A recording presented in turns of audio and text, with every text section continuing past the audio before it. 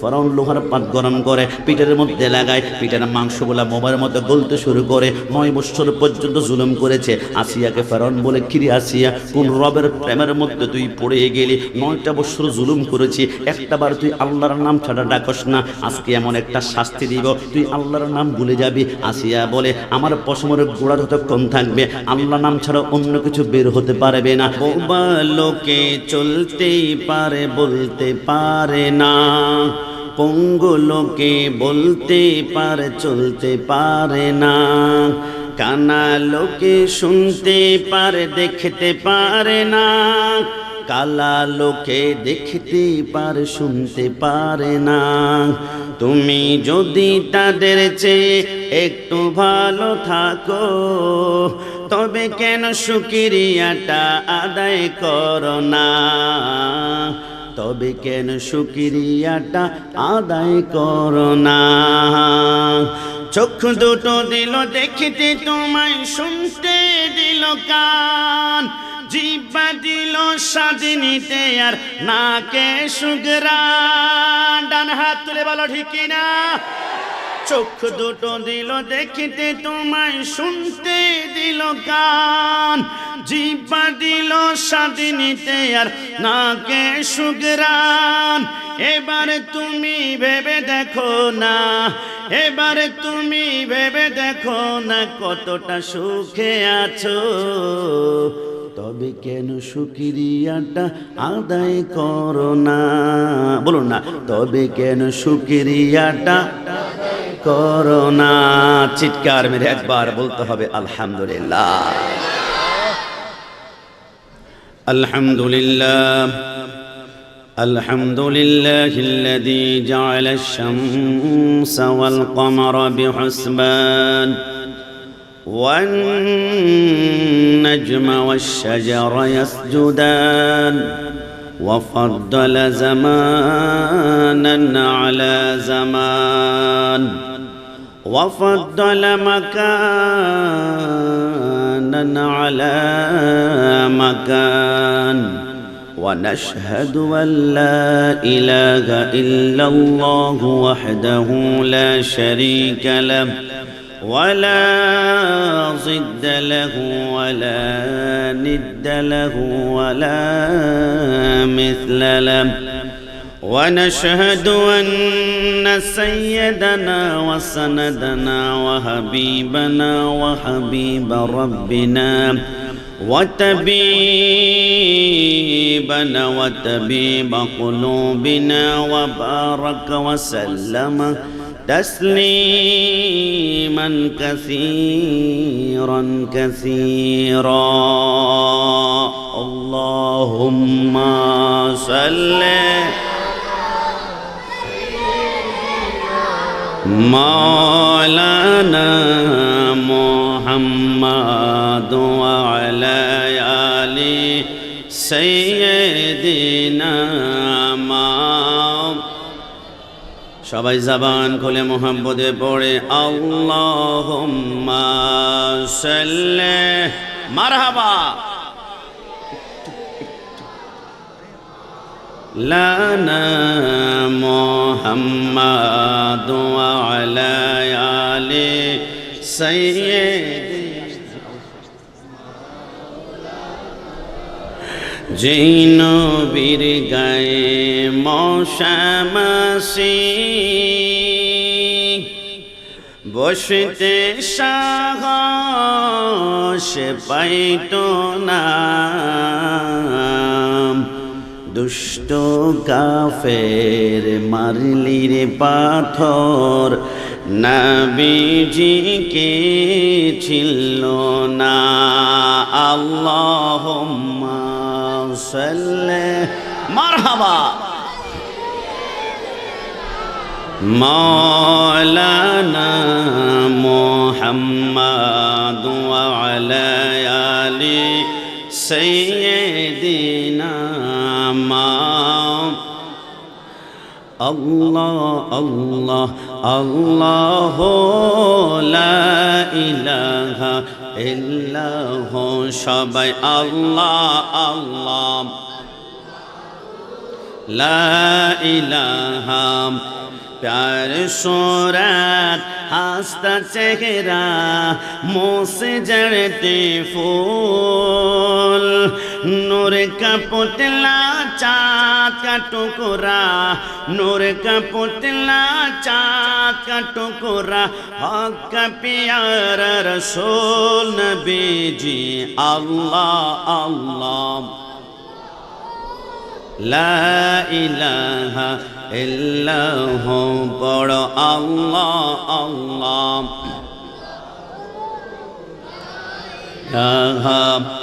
আস্তে আস্তে কি আল্লাহ জিকির করতে আমাদের কষ্ট হচ্ছে? একটু মন থেকে বলতে হবে জিকির হবে একমাত্র কার? আরেক ভলিউম বাড়িয়ে বলুন কার? না না শাহাদাত আঙ্গুল উঁচা করে আল্লাহকে দেখান তো কার?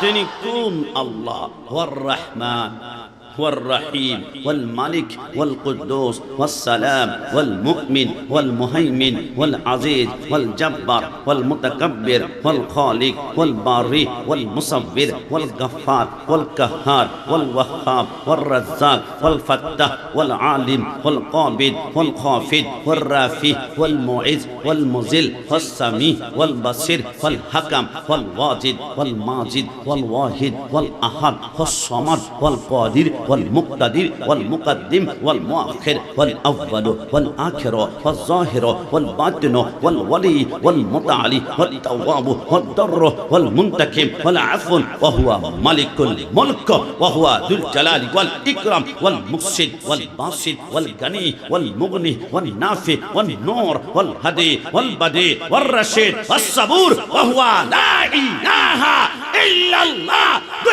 হাত তুলে একবার বলি আল্লাহু আকবার। আল্লাহ যে রহমান, আল্লাহু আকবার ইয়া রাসূলুল্লাহ ইয়া রাসূলুল্লাহ। বাবা, আল্লাহ যে রহমান এই কথার মধ্যে, আল্লাহ যে রহমান এই কথার মধ্যে কোনো সন্দেহ আছে? একটা ভলিউমটা বাড়ে, সন্দেহ আছে? আপনাদের কুমিল্লা, চকবাজার, মাঝিগাছা, ব্রাহ্মণপাড়া, বি পাড়াতে অসংখ্য ঘরের পাশে পেঁপে গাছ রোপণ করা হয়। একদিন, 2 দিন, 3 দিন পানি, গোবর, সার না দিলে 2 দিন পরে পেঁপে গাছ ডেট হয়ে যাবে, মৃত্যুবরণ করবে। কিন্তু অবাক ব্যাপার, আমি গিয়েছি রাঙ্গামাটি, বান্দরবন, খাগড়াছড়ি পাহাড়ের পাশ দিয়ে অসংখ্য পাহাড়ে দেখলাম পেঁপে গাছ দেখা যায়, কাঁঠাল গাছ দেখা যায়, কলা গাছ দেখা যায়। জীবনে এক ফোঁটা পানি কেউ কোনোদিন দিল না, সার দিল না, গোবর দিল না। আল্লাহ পাহাড়ে এই পেঁপে গাছ হয় থেকে? আপনারা খেয়াল করেছেন? আপনাদের মাঝিগাছা, আপনাদের ঘরের পাশে অসংখ্য রকমের পাঙ্গাস মাছের চাষ হয়, তেলাপিয়ার চাষ হয়। একদিন, 2 দিন খাবার না দিলে মাছ কিন্তু মৃত্যুবরণ করবে। কিন্তু ইলিশ মাছের কেজি নাকি 700 টাকা। জীবনে একটা দানা পরিমাণ খানা কেউ কোনোদিন দিল না। কোরাল মাছের কেজি 900 টাকা, লাক্ষা মাছের কেজি 1300 টাকা, আর আমাদের লইট্টা মাছের কেজি 300 টাকা। একটা খানা কোনোদিন কেউ দিল না। হয় থেকে, আসে থেকে? এই ভান্ডার, এই খাজিনার উৎপত্তি থেকে? আমার আল্লাহ বলে লিখে নাও, প্রত্যেক দিন ফজরের সময় যখন মুয়াজ্জিন আজান দেয়, আসসালাতু খায়রুম মিনান নাওম, ঘুম থেকে নামাজ উত্তম, ঠিক ওই মুহূর্তে প্রত্যেকটা বান্দার দরজায় আমার আল্লাহ একজন করে ফেরেশতা পাঠায়। ফেরেশতা, আমি রাজ্জাক, তোর হাতে রিজিক দিয়ে দিলাম। আমার বান্দা একটু পরে ঘুম থেকে উঠবে, ওযু করার জন্য দরজা খুলবে, নামাজ পড়ার জন্য দরজা খুলবে, মসজিদে যাওয়ার জন্য দরজা খুলবে।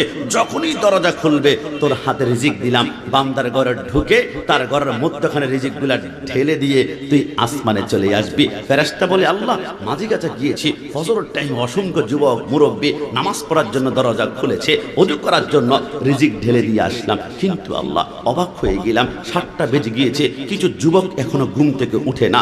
8টা বেজে গিয়েছে, ওযু করে না। 9টা বেজে গিয়েছে, দরজা খোলে না। 10টা বেজে গিয়েছে, দরজা এখনো বন্ধ। আল্লাহ, কতক্ষণ দাঁড়িয়ে থাকবো? বান্দার জন্য রিজিক নিয়ে আমি দাঁড়িয়ে আছি, কিন্তু দরজা না খুলে ঢুকাবো কেমন ভাবে? আমার আল্লাহ বলে, আমি আল্লাহ ফজর টাইমে ছিলাম রহমান দয়ালু, যেহেতু আমার বিধান মানে নাই, এখন আমি কাফার হয়ে গেলাম। যা, বান্দা যদি রিজিক নেওয়ার জন্য দরজা খোলেই নাই। হ্যাঁ ফেরেশতা, ডান হাতের রিজিকগুলো তুই পাহাড়ে নিক্ষেপ করে ফেলে দে। ওই ফেলে দেওয়ার সাথে সাথে ওই রিজিক থেকে আমার আল্লাহ আম গাছ বানায়, কাঁঠাল গাছ বানায়, জাম গাছ বানায়, পেয়ারা গাছ বানায়। আমার আল্লাহ বলে ফেরেশতা, তোর বাম হাতের রিজিক তুই নদীতে নিক্ষেপ কর, ওইখান থেকে আমার আল্লাহ কোরাল মাছ, লাক্ষা মাছ, ইলিশ মাছ উৎপন্ন করে। একটু জাবানি খুলে বলে সুবহানাল্লাহ। আমার যুবক ভাইরা, চট্টগ্রাম, কুমিল্লা মেডিকেলে তোমাকে নিয়ে আমি একটু পরে যেতে চাই। তুমি দেখবা 1 ঘন্টার অক্সিজেন মানে নিঃশ্বাস কিনতে হলে 280 টাকা তোমাকে পেমেন্ট করতে হবে। 24 ঘন্টার অক্সিজেন যদি কিনে ব্যবহার করতে হয় তাহলে 7,000 টাকা তোমাকে ক্যাশে বিল পেমেন্ট করতে হবে। 24 ঘন্টার অক্সিজেন যদি হয় 7,000 টাকা, 1 সপ্তাহের অক্সিজেন যদি কিনে ব্যবহার করতে হয় 49,000 টাকা, আর 1 মাসের অক্সিজেন যদি কিনে তুমি ব্যবহার করতে হয় 3.5 লক্ষ টাকা। তোমার বেতন কত? 40,000, 50,000। মাস শেষে আল্লাহ যদি বলে 3.5 লক্ষ টাকা বিল দে, তোমার পরিবার শেষ, তুমি শেষ, বাচ্চা শেষ, মা শেষ, সন্তান শেষ। আমার আল্লাহ বলে বান্দা তুই নিঃশ্বাস বন্ধ করে না, কুমিল্লায় পিছনে যা, একদিন গার্মেন্টসে না গেলে 1 দিনের বেতন কাটা, 2 দিন না গেলে 2 দিনের বেতন কাটা, 3 দিন না গেলে 3 দিনের বেতন কাটা। আমি আল্লাহর একত্র নামাজ পড়স নাই, আমি যদি শাস্তি হিসাবে বলতাম 2 মিনিট অক্সিজেন বন্ধ, তুই লাশ হয়ে যাবি। জোহরের নামাজ পড়স নাই, দুপুরের খানা বন্ধ, ঈশান নামাজ পড়স নাই, রাতের খানা বন্ধ, তুই লাশ। কিন্তু আমি আল্লাহ তোর উপর জুলুমটা করি না, কারণ আমার নাম নিয়েছি আমি রহমান, আমি রহিম। বান্দা একটা বার শুধু সিজদার মধ্যে গিয়ে সুবহানা রাব্বিয়াল আলা বল, তোর ডাকে আমি আল্লাহ 70 বার সারা প্রদান করবে। একটু জাবান করে বল সুবহান। সাগর নদী আর পাহাড়ে বনে পাখিদের গুনগুন গুঞ্জরণে বেশে আসে ওই সমুদ্র তান, চারিদিকে শুধু আল্লাহর জয়গান। আল্লাহ মহান, আল্লাহ মহান, আল্লাহ মহান, আল্লাহ মহান। কি আল্লাহর নাম নিতে খারাপ লাগবে? শাহাদাত আঙ্গুল উঁচু করে বলতে হবে আল্লাহ মহান, আল্লাহ মহান। সাগর নদী আর পাহাড় বনে পাখিদের গুনগুন গুঞ্জরণে বেশে আসে ওই সমুদ্র তান, চারিদিকে শুধু আল্লাহর জয়গান। আল্লাহ মহান, আল্লাহ মহান, আল্লাহ মহান। শুনো তুমি মন দিয়ে কুকিলের সুর, শুনতে লাগছে দেখো কত না মধুর, মিষ্টি মিষ্টি ওই দোয়েলের গান, রয়েছে তাহাতে কি সুদা অপুরাণ, কোথা পেল তাহারায় সুর অম্লান, জবাব আসবে দিল খোদা মহিয়ান। আল্লাহ মহান, আল্লাহ মহান। শেষবারের মতন সাদা আঙ্গুল উঁচু করে আল্লাহ মহান, আল্লাহ মহান। শ্রীপুর মাছিগাছা কাদরিয়া সুন্নিয়া, সুন্নিয়া, সুন্নিয়া। কি সুন্নি শব্দ বলাতে কি আপনাদের খারাপ লাগছে? মন থেকে বলুন তো সুন্নি পরিচয় খুশি নাকি বেজার? ভয় পাবেন না, আমি যে মাদ্রাসায় লেখাপড়া করেছি আমার মাদ্রাসার নামই হচ্ছে জামিয়া আহমদিয়া সুন্নিয়া আলিয়া। ডাইরেক্ট মাদ্রাসার উপরে সুন্নি শব্দ লেখা আছে। আমার উস্তাদ শেহরে জামান আল্লামা আশরাফুজ্জামান হুজুরকে জিজ্ঞেস করলাম, বাবা ডাইরেক্ট সুন্নি শব্দ লিখিয়ে দিয়েছে, কোনো ভয় নাই, কারণ কি? আমার উস্তাদ বলে বাংলার 64 জেলা, টেকনাফ থেকে তেতুলিয়া, রূপসা থেকে পাথরিয়া, 64 জেলা থেকে পোলাপাইন আসে। কোনটার যে কোন আকিদা আমরা তারা জানি না, এই জন্য আমাদের বিলবোর্ডে একটা সফটওয়্যার লাগিয়ে দিলাম আমরা, এটার নাম হচ্ছে সুন্নি। লেখাপড়া করতে হলে এই মাদ্রাসায় রসুলকে নূর মানতে হবে, রসুলকে হাজার হাজার মানতে হবে, রসুলকে এলমে গায়েবকে খবর দেওয়ালা মানতে হবে। আমি চিন্তা করলাম, আর সত্যিই তো বাংলাদেশে শুধু কি জামিয়া সুন্নি মাদ্রাসা 1 লক্ষ মাদ্রাসা আঙ্গুরের গিরায় গিরায় গনে গনে দেখাতে পারবো।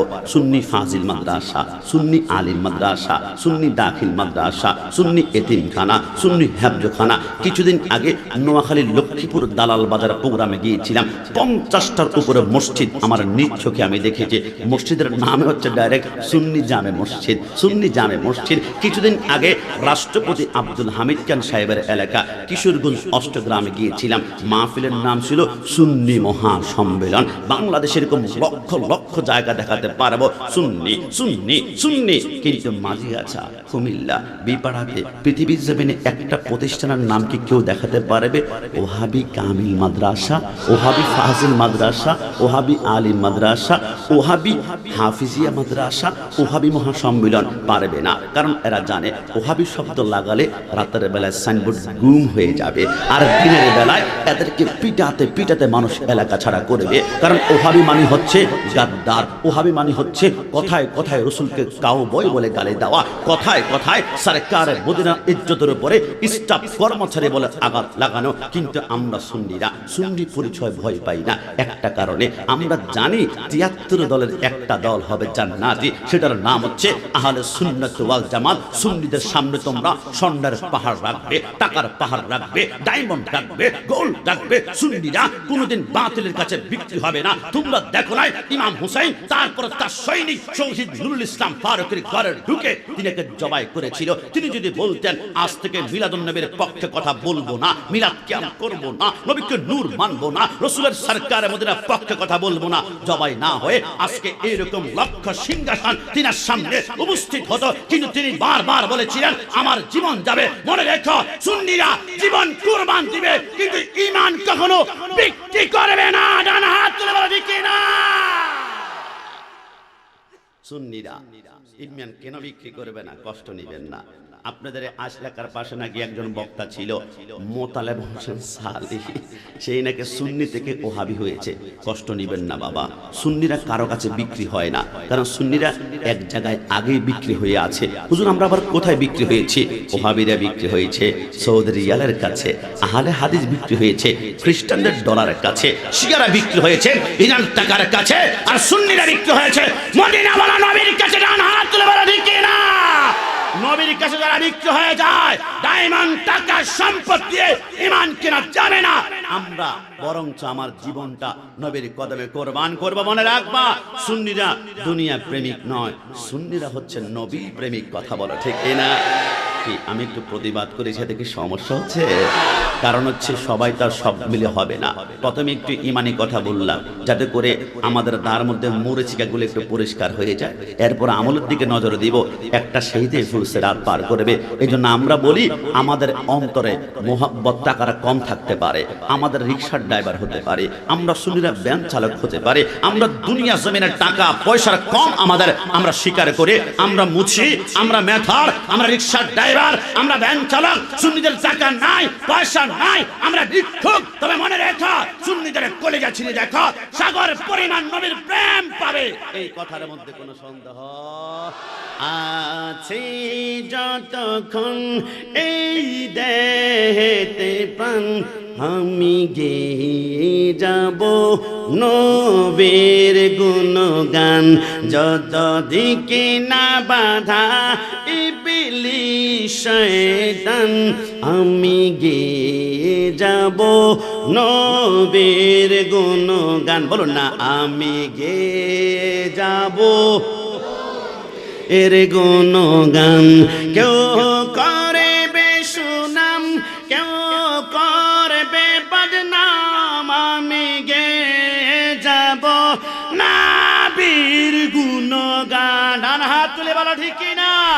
কেউ করবে সুনাম, কেউ করবে বদনাম, আমি গেয়ে যাব নবীর গুণগান।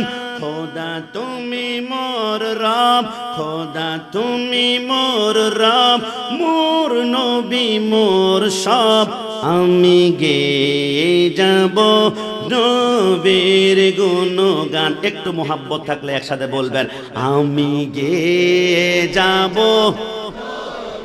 এর গুণগান। যত দিকে না বাধা, যত দিকে না বাধা ইবলিস শয়তান, আমি গেয়ে যাব নবীর গুণগান, আমি গেয়ে যাব। গুণগান। প্রথমে ছোট্ট একটা প্রশ্ন করতে চাই, বাচ্চু ব্যাট যাই, মন থেকে বলুন, জীবনে একবার হলো মদিনা যেতে মন চায় কি চায় না? দুই হাত তুলে আল্লাহকে দেখান, চায় কি না? আজকে মাঠ আমার কেন জানে মনে হচ্ছে প্রেম দ্বারা ভরপুর। প্রত্যেক প্যান্ডেলে প্রেম পাওয়া যায় না, আজকের প্রেমে প্রেম। এই জন্য প্রেমের আওয়াজ দিয়ে আমি ছোট্ট করে বলতে চাই, রসুলকে মদিনা যেতে মন চাচ্ছে আপনারা বলছেন, তাহলে মনে রাখবেন, হামনে মানা কে জান্নাত বহুত হে হাসি ছোড়কর হাম মদিনা না যাए কাহি, ইউ তো জান্নাত মে সব হে মদিনা নেহি আর মদিনা মে জান্নাত মৌজুদ হে।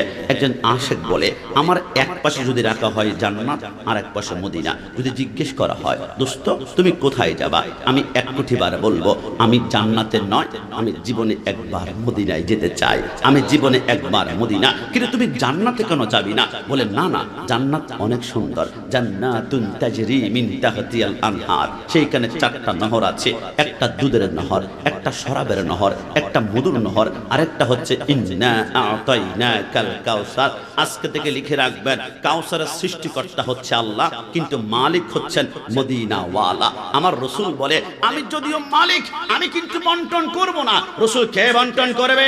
রসুল বলে, নোট করো, ডায়েরি করো, দান করো, তামাম দুনিয়া জান্নাতের হাউজে কাউসারের মালিক আমি নবী, কিন্তু বন্টন করবে আমার ডানে একজন যুবক আর বামে আরেকজন যুবক। এই দুইজন যুবককে যদি মহাব্বতের চাদরে আটকে রাখতে পারো, তো হাউজে কাউসার নিশ্চিত তোমার জিব্বার মধ্যে লাগবে। নবী ওই দুইজন যুবকের নাম একটু বলুন না, ফিদা হয়ে যাব, জান কুরবান করব।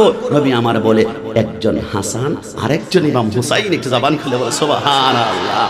তাহলে তারপর এত সুন্দর জান্নাতের বর্ণনা তুমি দিচ্ছ, জান্নাতে কোন যাবে না? বলে না, জান্নাতে তন্ন তন্ন করে খুঁজে দেখলাম, জান্নাতে মদিনা পাওয়া যায় না, জান্নাতে মদিনা পাওয়া যায় না। কিন্তু মদিনায় গিয়ে দেখলাম একটা জায়গা আছে, মা বাইনা ওয়া বাইতি মিম্বারি রওজাতুম রিয়াজিল জান্নাহ। মদিনায় গেলে ওইখানে একটা জায়গা আছে, রিয়াজুল জান্নাহ নামক নাকি জান্নাতের টুকরা, যেখানে রাসূলুল্লাহ শুয়ে আছেন। তো মদিনা গেলে তো জান্নাত এমনিতেই পাওয়া যাচ্ছে, শুধু কি আমি জান্নাতের জন্য মদিনা যাব? আরে না, মদিনায় গেলে শুধু জান্নাত নয়, মদিনা গেলে জান্নাতের মালিক মদিনাওয়ালা নবীকেও পাওয়া যায়। জোরে বলে সুবহানাল্লাহ। এই জন্য আমরা বলি, ওই নবীর শান সারা জীবন চেষ্টা করলে কমাতে পারবে না, কারণ আদম থেকে শুরু করে ঈসা রূহুল্লাহ পর্যন্ত ওই নবীর শান কেমন ভাবে ব্যাখ্যা দিব তোমাদেরকে। রাসূল যেই দিন দুনিয়াতে আগমন করেছে, সমস্ত পাখি ডানা দুইটা এইভাবে মেলে দিয়েছিল, প্রত্যেকটা পাখির জবানে একটাই আওয়াজ ছিল, আসসালাতু আসসালামু আলাইকা ইয়া রাসূলুল্লাহ। রাসূল যেদিন দুনিয়াতে আগমন করেছে, বাঘ আর হরিণ তারা একসাথে হাঁটে। কিরে বাঘ, তুমি তো হরিণকে পেলে 1 মিনিট সময় নাও না, টুকরা টুকরা করে খেয়ে ফেলো, আজকে তোমার কি হলো? তুমি আর হরিণ একসাথে হাতে হাত ধরে হাঁটো। বাঘ বলে, জানো না, একটু আগে দুনিয়ার জমিনে আগমন করেছে, ওয়ামা আরসালনাকা ইল্লা রাহমাতাল লিল আলামিন। নবী আগমন করেছে, ওই নবীকে বাতিলরা চিনতে না পারে, মুখে দাঁড়িয়ে টুপি লাগিয়ে চিনতে না পারে, কিন্তু আমি বাঘ হরিণ কিন্তু রসুলকে চিনতে পারে। রসুলের আগমনে আজকে আক্রমণ হবে না, আজকে খুশির দিন, তাই তো আমরা আক্রমণ করছি না। রসুল যেই দিন দুনিয়াতে আগমন করেছে, পবিত্র কোরআনের আলিফ থেকে ইয়া পর্যন্ত প্রতিটা হরফ রসুল্লাহকে এক একটা লকব দিয়ে দুনিয়া জমিনে ওয়েলকাম জানিয়েছিল।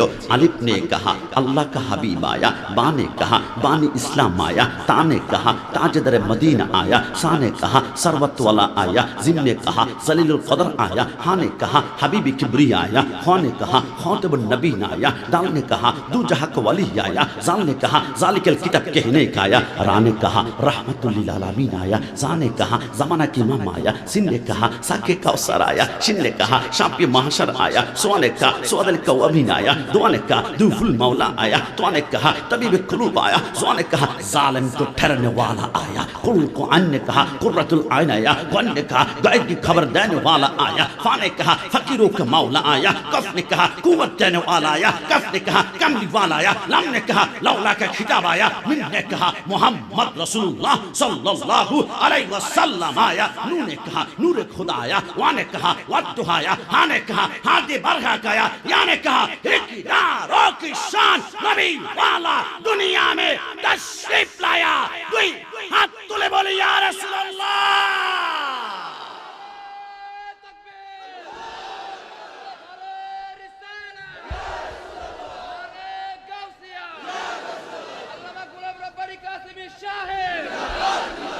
সারা জীবন চেষ্টা করলো, নবীর শান কেউ কোনোদিন কমাতে পারবে? জবান খুলে বলেন পারবে? ওই নবীর প্রেম নিয়ে এবার আমার সাথে একটা আয়াত তেলাওয়াত করতে হবে। আমি যদিও আপনাদেরকে না বলি, আমি আয়াত নড়া শুরু করব। আয়াত কানা হচ্ছে কুল্লু নাফসিন যায়িকাতুল মউত, জন্ম যে গ্রহণ করেছে মৃত্যু তাকে বরণ করতে হবে। এই কথার মধ্যে কোনো সন্দেহ আছে? তবে আশ্চর্যের বিষয় কি জানেন, বাংলাদেশের একজন বাওয়াল সম্রাট ছিল, এনার নাম ছিল ফিরোজ শাহ। তিনি একটা গান লিখেছেন, গানের নাম হচ্ছে 1 সেকেন্ডের নাই ভরসা। গানটা ইউটিউবে চার্জ দিলে এখনো পাবেন। 2001 সালে ঢাকা আর্মি স্টেডিয়ামে 50,000 মানুষের সামনে তিনি গানটা গাইবেন, মানুষকে চমকিয়ে দিবেন, সারপ্রাইজ করবেন, মানুষকে অবাক করে দিবেন।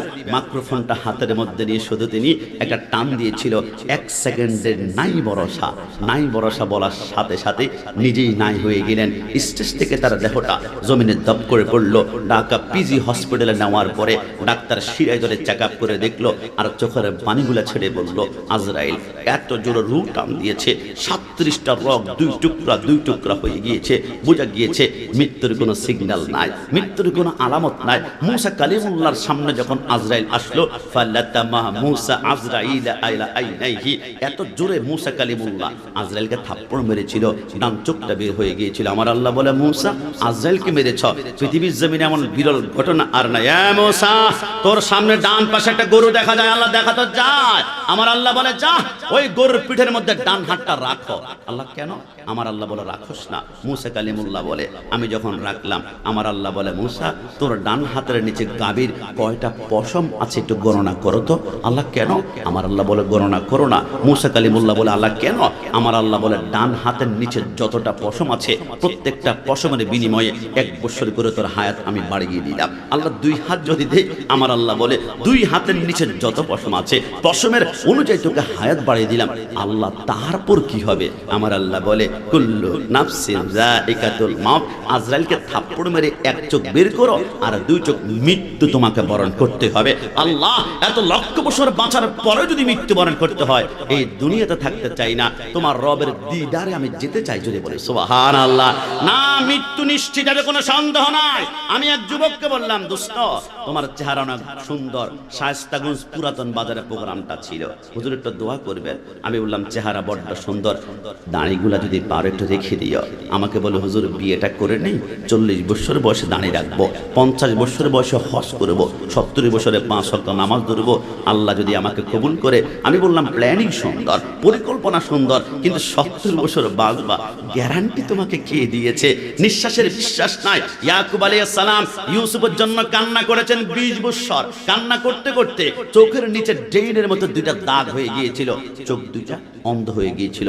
আজরাইলের বড্ড মায়া লাগলো। ইয়াকুব পয়গম্বর বলে, আজরাইল রূহ কবজ করতে আসলো? বলে, না, আপনার প্রতি মায়া লাগলো। সন্তানের মায়া কান্না করে চোখ 2টা অন্ধ করে ফেলেছেন। আজরাইল মৃত্যুর আগে তুমি কারো কাছে যাও না, আমার কাছে যেহেতু এসেই পড়েছ, করজোরে প্রার্থনা, একটা আরজি রাখবে। আমার কিসের আরজি? ওই ইয়াকুব পয়গম্বর বলে, তোমার কাছে প্রার্থনা, মৃত্যুর আগে আমাকে 3টা সিগন্যাল দিবা। 1 নম্বর সিগন্যাল দিলে মৃত্যুর জন্য রেডি হব, 2 নম্বর দিলে আরেকটু রেডি হব, 3 নম্বর দিলে আরেকটু প্রস্তুত হব। আজরাইল বলে, আকবালতু, আমি কবুল করলাম। মৃত্যুর আগে 3টা সিগন্যাল দিব। 20 বছর চলে যায়, আজরাইল সিগন্যাল দেয় না। 40 বছর, 60 বছর, 80 বছর, 100 বছর, কি আজরাইল আসে না কেন? 110 বছর বয়সে যখন আসলো, আজরাইল একটা সিগন্যাল দিতে এত লেট হয়ে গেল। আজরাইল বলল, রূহ কবজ করতে আপনার এসেছি। কি আজরাইল, তুমি না বলেছো মৃত্যুর আগে 3 সিগন্যাল দিবা? সিগন্যাল ছাড়াই যে রূহ কবজ করতে আসলো? আজরাইল বলেন, না, আমি সিগন্যাল দিয়েছি, আপনি খেয়াল করেন নাই। কোথায় সিগন্যাল দিলা? বলে, মনে পড়ে 1 নম্বর সিগন্যাল, বয়স যখন 50 থেকে 60 ছিল, তখন আপনার 30 থেকে 40 ছিল, তখন আপনার মাথার চুল আর দাড়িগুলা কুচকুচে কালো ছিল। কিন্তু বয়স যখন 50 থেকে 60 চলে গেল, আপনার দাড়ি সাদা হয়ে গেল, মাথার চুল সাদা হয়ে গেল। এটা হচ্ছে মৃত্যুর 1 নম্বর সিগন্যাল। একটু জবান খুলে বলো সুবহানাল্লাহ। আর সত্যি তো, আমি তো মনে করছিলাম তুমি টোকা দিয়ে আমাকে বলবে যে 1 নম্বর সিগন্যাল। আসলে 2 নম্বর সিগন্যাল কি? বলে, আপনার মনে পড়ে আপনার বয়স যখন 30 থেকে 40-এর মধ্যে ছিল, তখন আপনার কি শক্তি, হাডুডু, ক্রিকেট, ফুটবল কেউ আপনার সাথে পারে না। আপনি সুপারি গাছ, তাল গাছের আগারের মধ্যে একই চলে যান। আপনি বাজারের 2টা ব্যাগ একই হাতের মধ্যে নেন, 50 কেজি চালের বস্তা মাথার মধ্যে নিতে আপনার কাছে খেলনার জিনিসের মতন ছিল, কিন্তু 50 থেকে 60 যখন বয়স চলে গেল আগের মতো হাঁটতে পারে না। নাতি, একটা লাঠি আনিস তো আমার জন্য। লাঠি হাতের মধ্যে নিয়ে ঠক ঠক করে দুর্বল হাঁটতে হয়। এই যে শরীরটা হঠাৎ করে দুর্বল হয়ে যাওয়া, এটা হচ্ছে মৃত্যুর 2 নম্বর সিগন্যাল। সত্যিই তো বলেছ। আর 3 নম্বর সিগন্যাল কি বলে মনে পড়ে? বয়স যখন 30 থেকে 40 ছিল, আপনার দেহটাই স্ট্রং ছিল, লম্বা ছিল, কোনো আঁকা বাঁকা ছিল না, কিন্তু 50, 60, 70 যখন চলে গেল হঠাৎ করে শরীরটা একটু করে গুজা হয়ে যায়। 80 গেল আর একটু গুজা হয়ে যায়, 90 গেল আর একটু গুজা হয়ে যায়, 100 গেল এখন আপনি আর সোজা হয়ে দাঁড়াতে পারেন না। এই যে আপনি হঠাৎ করে শরীরটা বাঁকা হয়ে যাওয়া, এটা হচ্ছে মৃত্যুর 3 নম্বর সিগন্যাল। এত জোরে রুটা টান দিয়েছে, মৃত্যুবরণ করেছে। যুবক, আমি কাশেমি যদি এখন মৃত্যুবরণ করে 1 মিনিট পরে আমার মাথার সুন্নতের পাগড়ি খুলে ফেলা হবে। মৃত্যুবরণ করলে আমার ডান পকেটে রাসূলের সুন্নতের মেসওয়াক খুলে ফেলা হবে। মৃত্যুবরণ যদি এখন করে আমার পকেটে আতর খুলে ফেলা হবে। মৃত্যুর আগে 100টা সুন্নাত যদি থাকে, প্রত্যেকটা সুন্নাত মৃত্যুর পরে জুদা জুদা জুদা জুদা। কিন্তু মৃত্যুর পরে একটা সুন্নাত আছে, কোনো বাপের বেটা জুদা করতে পারবে না। কবরে গিয়ে নবী আপনাকে আমি অনেক ভালোবাসি বলতে পারবেন। এই একটা সুন্নাত নবীর সামনে গিয়ে দাঁড়াতে পারবেন। এটা হচ্ছে সুন্নতের লাহিয়া দাঁড়ি। একটু জবান খুলে বলে সুবহানাল্লাহ। আল্লাহু আল্লাহু তুমি জাল্লে জালালো, শেষ করা তো যায় না গে তোমার গুণগান। বলো আল্লাহ। তুমি ইউনুস নবীকে আগা মাছের পেটে নিয়া ফেরেশতা পাঠাইয়া দিলা ইসমে আজম দিয়া। তুমি ইউনুস নবীকে আগা মাছের পেটে নিয়া ফেরেশতা পাঠাইয়া দিলা ইসমে আজম দিয়া। দমে দমে হারে দম জপে ইসমে আজম, দমে দমে হারে দম জপে ইসমে আজম। মাছের পেটে থেকে তারে দিলা পরে ত্রাণ। বলা আল্লাহু আল্লাহ। তুমি জাল্লে জালালো, শেষ করা তো যায় না গে তোমার গুণগান। সবাই জবান খুলে একবার বলে আল্লাহু আকবার। এবার দুনিয়ার জমিন থেকে যাওয়ার পরে আমাদের সামনে একটা জায়গা আসবে, এটার নাম হচ্ছে কবর। ওই কবরে গেলে প্রত্যেকের সামনে 2টা স্টেশন। ইন্নামাল কবরু রাওযাতুম মিন রিয়াজিল জান্নাহ আও হুফরাতুম মিন হুফারিন নার। 1 নম্বর স্টেশনের নাম হচ্ছে রওজা। রওজা মানে হচ্ছে জান্নাত। 2 নম্বর হচ্ছে হুফরা। এই আমার যুবক ভাইরা, আমি যদি দুনিয়ার কোনো বানানো কথা বলি আল্লাহ জবানটা বন্ধ করবে। নবী আমার বলে হুফরা মানে জাহান্নাম কেমন হবে জানো? তোমাদের মাঝি গাছায় কোন যুবকের আঙ্গুলের আগার মধ্যে যখন আগুন লাগে তখন আঙ্গুল পড়বে, তারপর কনুই পড়বে, তারপর সিনা পড়বে, তারপর বুক পড়বে, তারপর কলিজা। কিন্তু জাহান্নামের আগুন এটা দুনিয়ার কোনো আগুন নয়। নারুল্লাহিল মুকাদাতুল্লাতি তাত্তালিউ আলাল আফিদা। আঙ্গুল লাগবে তো আঙ্গুল পড়বে না, প্রথম তোমার ডাইরেক্ট কলিজাটা জ্বালিয়ে পড়বে। কিছুক্ষণ পর বান্দা কান্না করবে, আল্লাহ জাহান্নামের উত্তাপ সহ্য করতে পারি না, পারি না, পারি না। পানি পানি তৃষ্ণা, পিপাসা তৃষ্ণা। জাহান্নামে কোনো ঠান্ডা পানি পাওয়া যাবে না। যুবক, 63 বছরের জিন্দেগিতে একটা মিথ্যা কথা যিনি বলেননি তিনি হচ্ছেন মদিনাওয়ালা নবী। যদি বলে সুবহানাল্লাহ। আমার নবী বলে যখন পানি বলে কান্না করবি, যদি আমাদের বদনসিব হয় জাহান্নামে যায়, জাহান্নামে ঠান্ডা পানি পাওয়া যাবে না। ইল্লা হামিমা ওয়া গাসসাকা, সেইখানে গরম গরম পুষ থাকবে। আমি কাশেমি, মুখের মধ্যে ব্রন টিপ দিলে পুষ বের হয়, পোড়া টিপ দিলে পুষ বের হয়, বিচি টিপ দিলে পুষ বের হয়। ওই পুষগুলা গরম করে জাহান্নামের আগুনে মালিক নামক ফেরেশতা হাতে যখন দিবে, ঠান্ডা না গরম দেখার সুযোগ থাকবে না। তো কারণ আমাদের তৃষ্ণায় জিহ্বাটা দাঁতের মাড়ির সাথে আঠার মতো আটকে যাবে, গলাটা শুকিয়ে কাঠের মতো হয়ে যাবে। পানিটা যখন খাবেন, কসম খোদার সমস্ত মাংসগুলা শরীর থেকে ঝরঝর করে মাটির মধ্যে পড়তে করতে শুরু করবে। কিছুক্ষণ পর বান্দা কান্না করবে, আল্লাহ ক্ষুধা আর সহ্য করতে পারি না, পেট চলে ছাই হয়ে যায়। জাহান্নামে কোনো সুস্বাদু ফল কিনতে পাওয়া যাবে না, তবে আপেলের মতো একটা গোলাকার ফল দেবে, দেখতে যদিও আপেলের মতো কিন্তু আপেল না। মুসলিম শরীফের মধ্যে লেখা ওই ফলের নাম হচ্ছে জাক্কুম ফল। মুখের ভিতরে ঢুকাবা আপেল মনে করে সাথে সাথে 27টা কাঁটা বের হবে। 2টা কাঁটা 2টা চোখকে মার্বেলের মতো টুকরা টুকরা করে ফেলবে। 2টা কাঁটা 2 কানের ছিদ্র, 2টা 2 নাকের ছিদ্র, আর বাকি 21টা কাঁটা মাথার উপর দিয়ে ছিদ্র ছিদ্র করে মাথার মগজগুলা, চোখ মুখ নাক বেয়ে পড়বে। বান্দা কান্না করবে, আল্লাহ মাফ করে দাও না, মাফ করে। আমার আল্লাহ বলবে, খবরদার, আমি বলেছিলাম বারবার, ইয়া আইয়ুহাল্লাযীনা আমানুত্তাকুল্লাহ হাক্কা তুকাতিহি ওয়া লা তামুতুন্না ইল্লা ওয়া আনতুম মুসলিমুন। যদি প্রকৃত মুসলমান হয়ে নামাজ, রোজা, হজ, যাকাত হারামকে বাদ দিয়ে হালাল তুমি গ্রহণ করতা, তাহলে আজকে জাহান্নাম নয়, তোমার জন্য ছিল আমার জান্নাত। একটু জবান খুলে বলে সুবহানাল্লাহ। যুবক আমার, পর্দা নিশিন মা মুন্না, জাহান্নাম থেকে বাঁচানোর জন্য নবী আমার এই জন্য 4টা রাস্তা আমাদেরকে দেখিয়েছেন। নবী আমার বলে, আমি যখন মেয়ারাজের রজনীতে আমি বোরাকের উপর উঠলাম, এবারে জিব্রাইল যখন লাগাম টানতে শুরু করলো, কিছুক্ষণ যাওয়ার পরে জিব্রাইল বলে, কিফিয়া মুহাম্মদ সাল্লাল্লাহু আলাইহি ওয়াসাল্লাম, নবী আপনি একটু বোরাক থেকে নামুন না। আমার নবী যখন বোরাক থেকে নামলো, জিব্রাইল বলে, নবী কি দেখতে পাচ্ছেন? আমার নবী বলে, বিশাল একটা ময়দান দেখতে পাচ্ছি। নবী ওই ময়দানে কি দেখতে পাচ্ছেন? আমার নবী বলে, আমি দেখতে পাচ্ছি লক্ষ লক্ষ মানুষ মাথার নিচে পাথর দিয়ে শুয়ে আছে। চোখটা যখন ঘুমের জন্য বন্ধ করবে, উপরে দিয়ে ফেরেশতারা আরেকটা পাথর দিয়ে বাড়ি মারে, মাথা চূর্ণ বিচূর্ণ হয়ে যায়, মগজগুলা বাতের মারের মতন ছিটকাই যায়। জিব্রাইল, এরা কারা? নবী আপনি আমাকে কেন জিজ্ঞেস করছেন? আপনি তো সাইয়্যিদুল মুরসালিন, আপনি হচ্ছেন আমার নবী, আমি হচ্ছে আপনার উম্মত। আমার নবী বলে, আল্লাহর কসম জিব্রাইল, আমি জানার জন্য জিজ্ঞেস করি নাই, আমি আমার উম্মতকে জানিয়ে দেওয়ার জন্য জিজ্ঞেস করেছি। যদি বলি সুবহানাল্লাহ। নবী বলে, জিব্রাইল কি করবা? জিব্রাইল বলে, নবী 2 নম্বর জায়গার মধ্যে চলুন, ভেঙ্গে বলে দিব।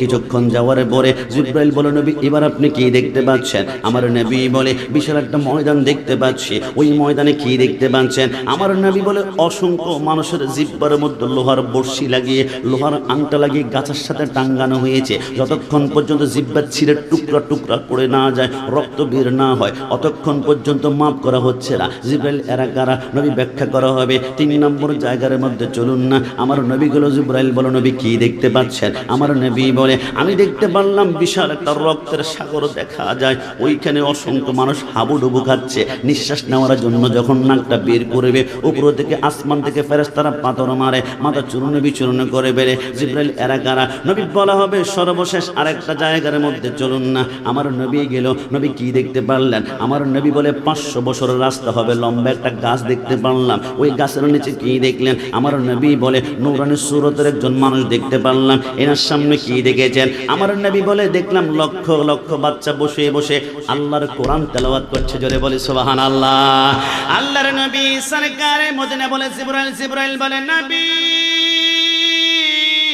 ওই যে প্রথম জায়গার মধ্যে দেখলেন অসংখ্য মানুষের জিহ্বার মধ্যে লোহার শিকল লাগিয়ে টাঙ্গানো হচ্ছে, এরা কারা? জিব্রাইল বলে, অন্য কেউ নয়, নবী ইয়া রাসূলুল্লাহ, ওই যে দুনিয়ার জমিনের সন্তান আব্বা আম্মার সাথে গাদ্দারি করেছিল, ফালা তাকুল্লাহুমা উফফি ওয়ালা তানহারহুমা ওয়া কুল্লাহুমা কাওলান কারীমা। এ যুবক, কোন মায়ের কথা আমি বলবো আমি জানি না। আমার পূর্বে শ্রদ্ধেয় বড় ভাই গোলাম কিবরিয়া আল কাদরি চমৎকার বলেছেন, তবে আমি বলবো একটা পয়েন্ট, ওই মায়ের কথা আমি বলছি। আমার মা, আমার বাবা যখন মিলন করেছিল, আমার বাবার এক ফোঁটা বীর্যের কুঠি কুঠি বাগার একটা শুক্রাণু গিয়ে আমার মায়ের রেহেমের ভিতর দিয়ে যখন মায়ের পেটের মধ্যে চলে গেল, ওই পেটের মধ্যে বীর্যের উপরে 40 দিন যাওয়ার পরে ওইটা বীর্য থাকে না, ওইটা রক্ত হয়ে যায়। ওই রক্তের উপরে 40 দিন যাওয়ার পরে ওইটা রক্ত থাকে না, ওইটা মাংসের টুকরা হয়ে যায়। ওই মাংসের টুকরার উপরে 40 দিন যাওয়ার পরে ওইটা মাংসের টুকরা থাকে না, ওইখান থেকে এবারে 2টা চোখ বের হয়। ওই চোখের উপরে 40 দিন যাওয়ার পরে সেইখান থেকে 2টা হাত বের হয়। ওই হাতের উপরে 40 দিন যাওয়ার পরে সেইখান থেকে 2টা পা বের হয়। ওই পায়ের উপরে 40 দিন যাওয়ার পরে সেইখান থেকে মাথা বের হয়। মাথার উপরে 40 দিন যাওয়ার পরে সেইখান থেকে চুল বের হয়। 10 মাস 10 দিন কমপ্লিট হওয়ার পর আমার আল্লাহ বলে, এজ ইব্রাহিম, আমার বান্দার সমস্ত বডি মায়ের পেটের মধ্যে তৈরি হয়ে গিয়েছে, একটু পরেই তো আমার বান্দা দুনিয়া জমিনের মধ্যে যাবে। তবে আমার বান্দা মায়ের পেটের মধ্যে কেমন পজিশনে রয়েছে একটু বলো না। জিব্রাইল বলে, আল্লাহ আপনার বান্দার দুইটা পা মার পেটের নিচের দিকে দেখা যায় আর মাথাটা উপরের দিকে। আমার আল্লাহ বলে না না, আমার বান্দার দুইটা পা যদি মায়ের পেটের নিচের দিকে থাকে, কুমিল্লা মেডিকেলে নেওয়ার পরে কোনো ডাক্তার কোনো নার্স যদি আমার বান্দাকে মায়ের পেট থেকে বের করার জন্য তার দুইটা পা ধরে টান মারে, আমার বান্দার উল্টা দিকে দুইটা হাত ভেঙে যাওয়ার সম্ভাবনা রয়েছে। আরে জিব্রাইল যা, আমার বান্দার কোমরের মধ্যে ধরে তার মাথা তাড়াতাড়ি নিচের দিকে নামা আর পাগুলো উপরের দিকে ওঠা। জিব্রাইল বলে দেরি না করে আমি কোমরের মধ্যে 3টা আঙ্গুল দিয়ে খপ করে ধরে যখন বান্দার মাথাটা নিচের দিকে নামাই, পাগুলো উপরের দিকে উঠায়, ওই ব্যথাটা আমি কাশিমি সহ্য করতে পারি নাই। আমার সামনে একটা বান্দা সহ্য করতে পারেন নাই, স্টেজে মুরব্বিয়ানে কেরাম কেউ পারেন নাই। ওই মুহূর্তে প্রত্যেকে আমরা ব্যথা সহ্য করতে না পেরে মার কলিজা বরাবর এত জোরে একটা লাথি আমরা মেরেছিলাম। ওই লাথি সহ্য করতে না পেরে অনেক মা দুনিয়ার জমিনে সরাসরি মৃত্যুবরণ করে পেলে, অনেক মা জ্ঞান হারিয়ে পেলে। কিছুক্ষণ পর আসমানের ফেরেশতা বলে আল্লাহ মনে হয় মা সন্তান মৃত্যুবরণ করেছে, কোনো আওয়াজ নাই, কোনো কান্না নাই। আমার আল্লাহ বলে সন্তান জন্ম দেওয়ার সময় মা সন্তান দুইজন যদি মৃত্যুবরণ করে তাম দুনিয়া তো মরুভূমি হয়ে যাবে। জিব্রাইল মেডিকেল সায়েন্স ব্যবহার কর। আল্লাহ এটা আবার কেমন? আমার আল্লাহ বলে যে সন্তান কান্না করে না তার পিঠের মধ্যে জিব্রাইল 3টা আঙ্গুল দিয়ে তুই 3বার ফুস কর, 3বার গসা আমার। জিব্রাইল বলে একবার গসা মারি, 2বার গসা মারি, 3বার গসা মারার সাথে সাথে সন্তানটা এবার ওয়াও ওয়াও করে কান্না করে ওঠে। যেই মাকে ইঞ্জেকশন দিয়ে জ্ঞান ফেরানো যায় না, আল্লাহর কসম করে বলি সন্তানের ওয়াও কান্নার আওয়াজটা মার কানে যেতে দেরি হয়, মার জ্ঞানটা ফিরতে 1টা সেকেন্ড সময় লাগে না। জোরে বলি সুবহানাল্লাহ। আরে যুবক, আল্লাহর ইজ্জতের কসম করে বলি দুনিয়াতে আসার পরে মার স্তন থেকে আমরা একটানা 2 বছর দুধ পান করেছি। আপনি বলবেন গোলাম রাব্বানি কাশিমি হুজুর 1 ফোঁটার কতটুকু এর দুধ পান করেছে? কিন্তু ইংল্যান্ডের অক্সফোর্ড বিশ্ববিদ্যালয়ের 100 জন খ্রিস্টান বৈজ্ঞানিক বলে 2 বছর বাদ দিয়ে মার স্তন থেকে যে 1 ফোঁটা দুধ তোমরা পান করেছ, ওই 1 ফোঁটা দুধ নিয়ে আমরা 1 বছর গবেষণা করলাম। গবেষণা করার পরে মার 1 ফোঁটা দুধের ভিতরে আল্লাহর এমন একটা কুদরত দেখলাম। কুদরত দেখে আমরা কালিমা পড়ে সাথে সাথে মুসলমান হয়ে গেলাম। কেন? বৈজ্ঞানিকরা বলে কি দেখেছি জানো? আমরা দেখলাম মার 1 ফোঁটা দুধের ভিতরে আমার আল্লাহ দুনিয়ার 180 রকমের ফলের রস ঢুকিয়ে দিয়েছে। জোরে বলে সুবহানাল্লাহ। আরে যুবক, কোন মায়ের কথা বললে চোখের পানি বের হবে? দুনিয়াতে আসার পরে মার স্তন থেকে একটানা 2 বছর দুধ পান করেছে। তাফসীর কারকগণ বলে ওয়াল্লাহ বিল্লাহ তাল্লাহ 3বার কসম করে বলি ওই 2 বছরের দুধগুলা তোমরা একটা পাল্লায় রেখে ওজন দিয়ে দেখো, তোমরা দেখবা 2 বছরে অন্তত পক্ষে মার স্তন থেকে তোমরা 27 মণ দুধ পান করেছে। জোরে বলেছে। পরের জায়গা পরের জমিন ঘর বানায় আমি রই, আমি তো সে ঘরের মালিক নই। কি আপনাদের কষ্ট হচ্ছে? বলুন না। পরের জায়গা পরের জমিন, পরের জায়গা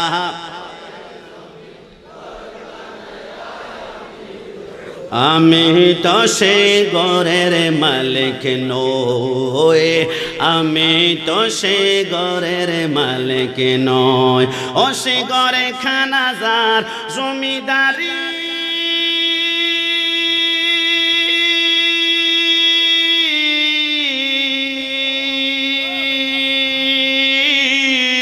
আমি পাই না তাগার হুকুম জারি, আমি পাই না জমিদারের দেখা, পাই না জমি দেখা, মনের দুঃখ কারে কই, আমি তো সে ঘরের মালিক নই, আমি তো সে ঘরের মালিক নই। শেষবারের মতন একসাথে পরের জায়গা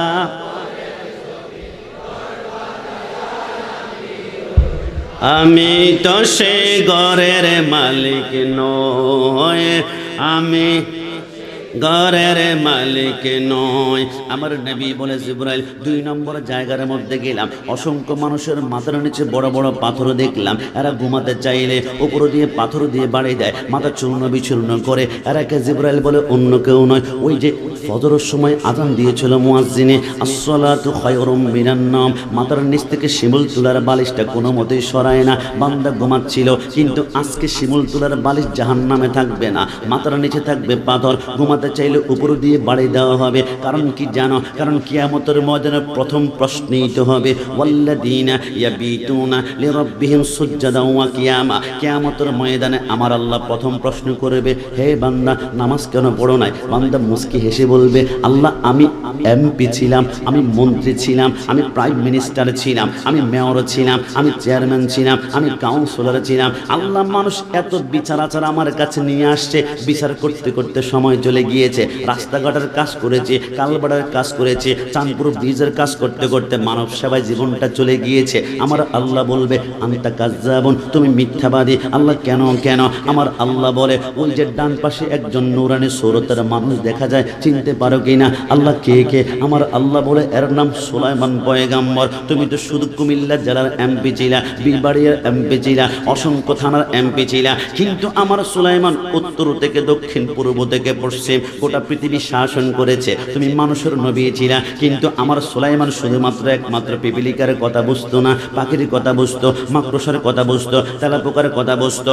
এক ওয়াক্ত নামাজ আমার সুলাইমান জীবনে ছাড়ে নাই। তুমি সামান্য ক্ষমতা পেয়ে নামাজ ছেড়ে দিয়েছ, মিথ্যাবাদী। হাতের মধ্যে 70,000 জাহান্নামের শিকল লাগায় টানতে শুরু করবে। কিছুক্ষণ পরে আরেকজন বান্দাকে ডাক দিবে, তুমি কেন নামাজ পড়ো নাই? নুজাতুল মাজালিসের মধ্যে লেখে, ওই বান্দা বলবে, আল্লাহ আমার ডেঙ্গু ছিল, আমার ম্যালেরিয়া ছিল, আমার জ্বর ছিল, আমার ক্যান্সার ছিল, আমি টাইফয়েডের রোগী ছিলাম, আমি প্যারালাইসড রোগী ছিলাম। আল্লাহ অসুস্থতার কারণে নামাজ পড়তে পারি নাই। আমার আল্লাহ বলবে আনতা কাজ্জাব, তুমি মিথ্যাবাদী। আল্লাহ কেন কেন? আমার আল্লাহ বলে, ওই যে ডান পাশে তাকিয়ে দেখো একজন নূরানি সূরতের মানুষ দেখা যায়, চিনতে পারো কিনা? আল্লাহ কে কে? আমার আল্লাহ বলে, এর নাম হযরতে আইয়ুব আলাইহিস সালাম।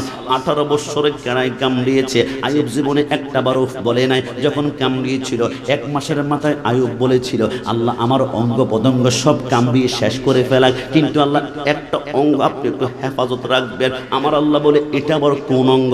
আল্লাহ এটা হচ্ছে আমার লিসান, এটা হচ্ছে আমার জিহ্বা। এরা আইয়ুব জিহ্বা দিয়ে কি করবা? আল্লাহ যাতে করে সেই দ্বারের মধ্যে গিয়ে জিহ্বা নাড়িয়ে পড়তে পারে সুবহান রাব্বিয়াল আলা, সুবহান রাব্বিয়াল আলা। আমার আইয়ুব জীবনে এক ওয়াক্ত নামাজ ছাড়ে নাই। আইয়ুবকে যখন কামড়ানো শুরু করেছিল তার ওজন ছিল 98 কেজি, কিন্তু 18 বছর পর কামড়াতে কামড়াতে গোশত এমনভাবে খেয়েছে ওজন 8 কেজি হয়ে গিয়েছে। ভিতরে কোনো গোশত ছিল না, শুধু চামড়া, হাড্ডি আর মগজ পর্যন্ত ছিল। কিন্তু আইয়ুব জীবনে একটা বারও বলে নাই, তুমি সামান্য অসুস্থ হয়েছ, নামাজ ছেড়ে দিয়েছ। কিছুক্ষণ আর একজন বান্দিকে ডাক দিবে, বান্দি তুমি কেন নামাজ পড়ো নাই? আল্লাহ আল্লাহ আমার স্বামী জুলুম করত, আমার উপর অত্যাচার করত, ওই জুলুম থেকে বাঁচার জন্য নামাজ পড়তে পারি না। আমার আল্লাহ বলবে আনতা কাজ্জাব, তুমি মিথ্যাবাদী। আল্লাহ কেন কেন?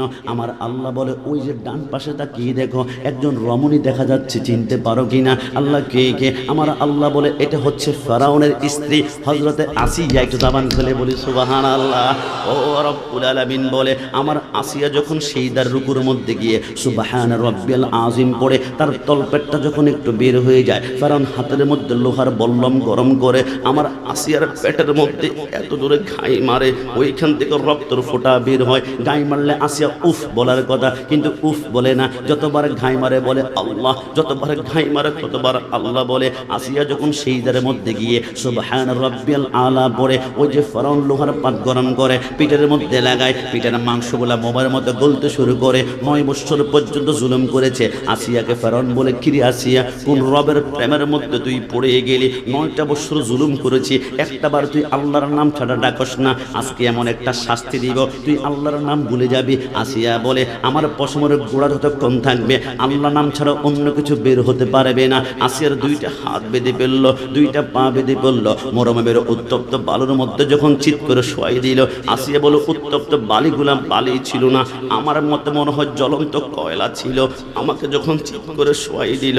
মরুভূমির জ্বলন্ত সেই বালিগুলা আমার পিঠের মধ্যে চামড়া গোশত জ্বালাই ফেললো। আমি চিত হয়ে পড়ে আছি। কিছুক্ষণ পরে দেখলাম গোশত আর হাড্ডিগুলা সম্পূর্ণ মিশে গেল। আমি সিজদা করতে পারবো না। আল্লাহ আমার পিঠের মাংস আর চামড়া যেহেতু নাই, আমি তো আর সিজদা করতে পারবো না। দুনিয়াতে বেঁচে থাকবো কিন্তু সিজদা করতে পারবো না, এমন বাছার আমি চাই না গো আল্লাহ। আল্লাহ শুনিয়েছি জান্নাতে নাকি তোমার সুন্দর একটি ঘর আছে। আল্লাহ তোমার ঘরের পাশে আমাকে ছোট্ট একটা জান্নাতে ঘর দান করো না। আমার আল্লাহ বলে, এ জিবরাইল এইদিকে আসো। আমার আসিয়া জীবনে কিছু আমার কাছে চাই নাই, আজকে জান্নাতের ঘর চেয়েছে।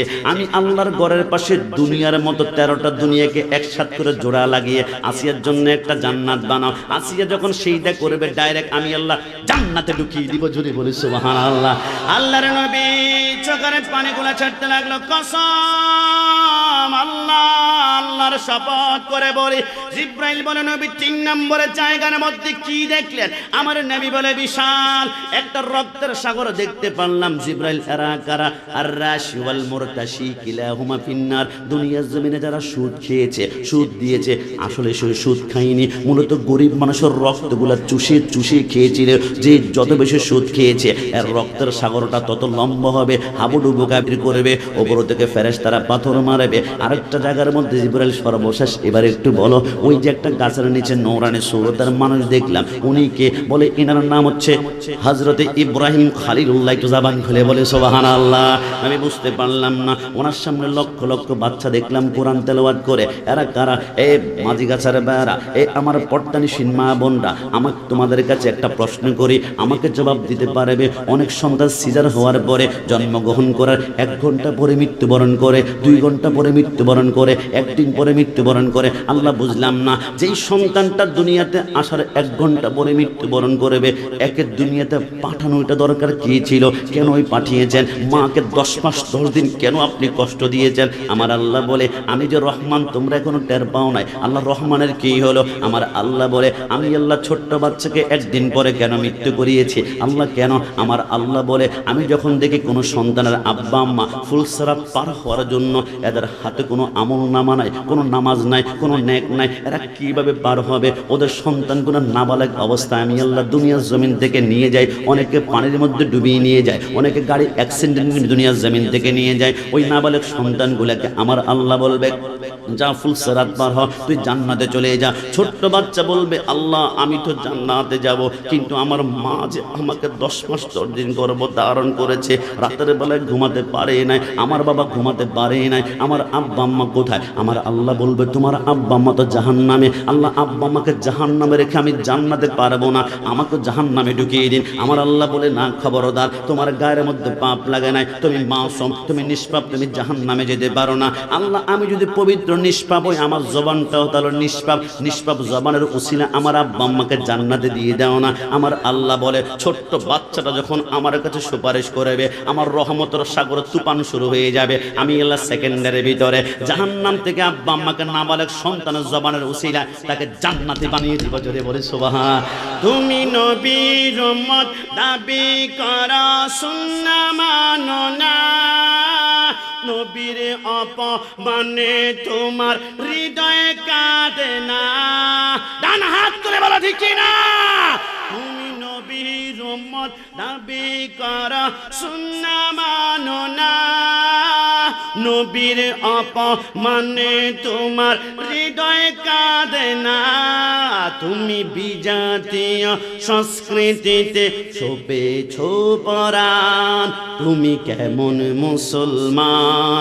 তুমি কেমন মুসলমান? বলুন না, তুমি কেমন তুমি কেমন মুসলমান? নামাজের সাথে নাই পরিচয়, নামাজের সাথে নাই পরিচয়, মানো না কোরআন। তুমি কেমন মুসলমান?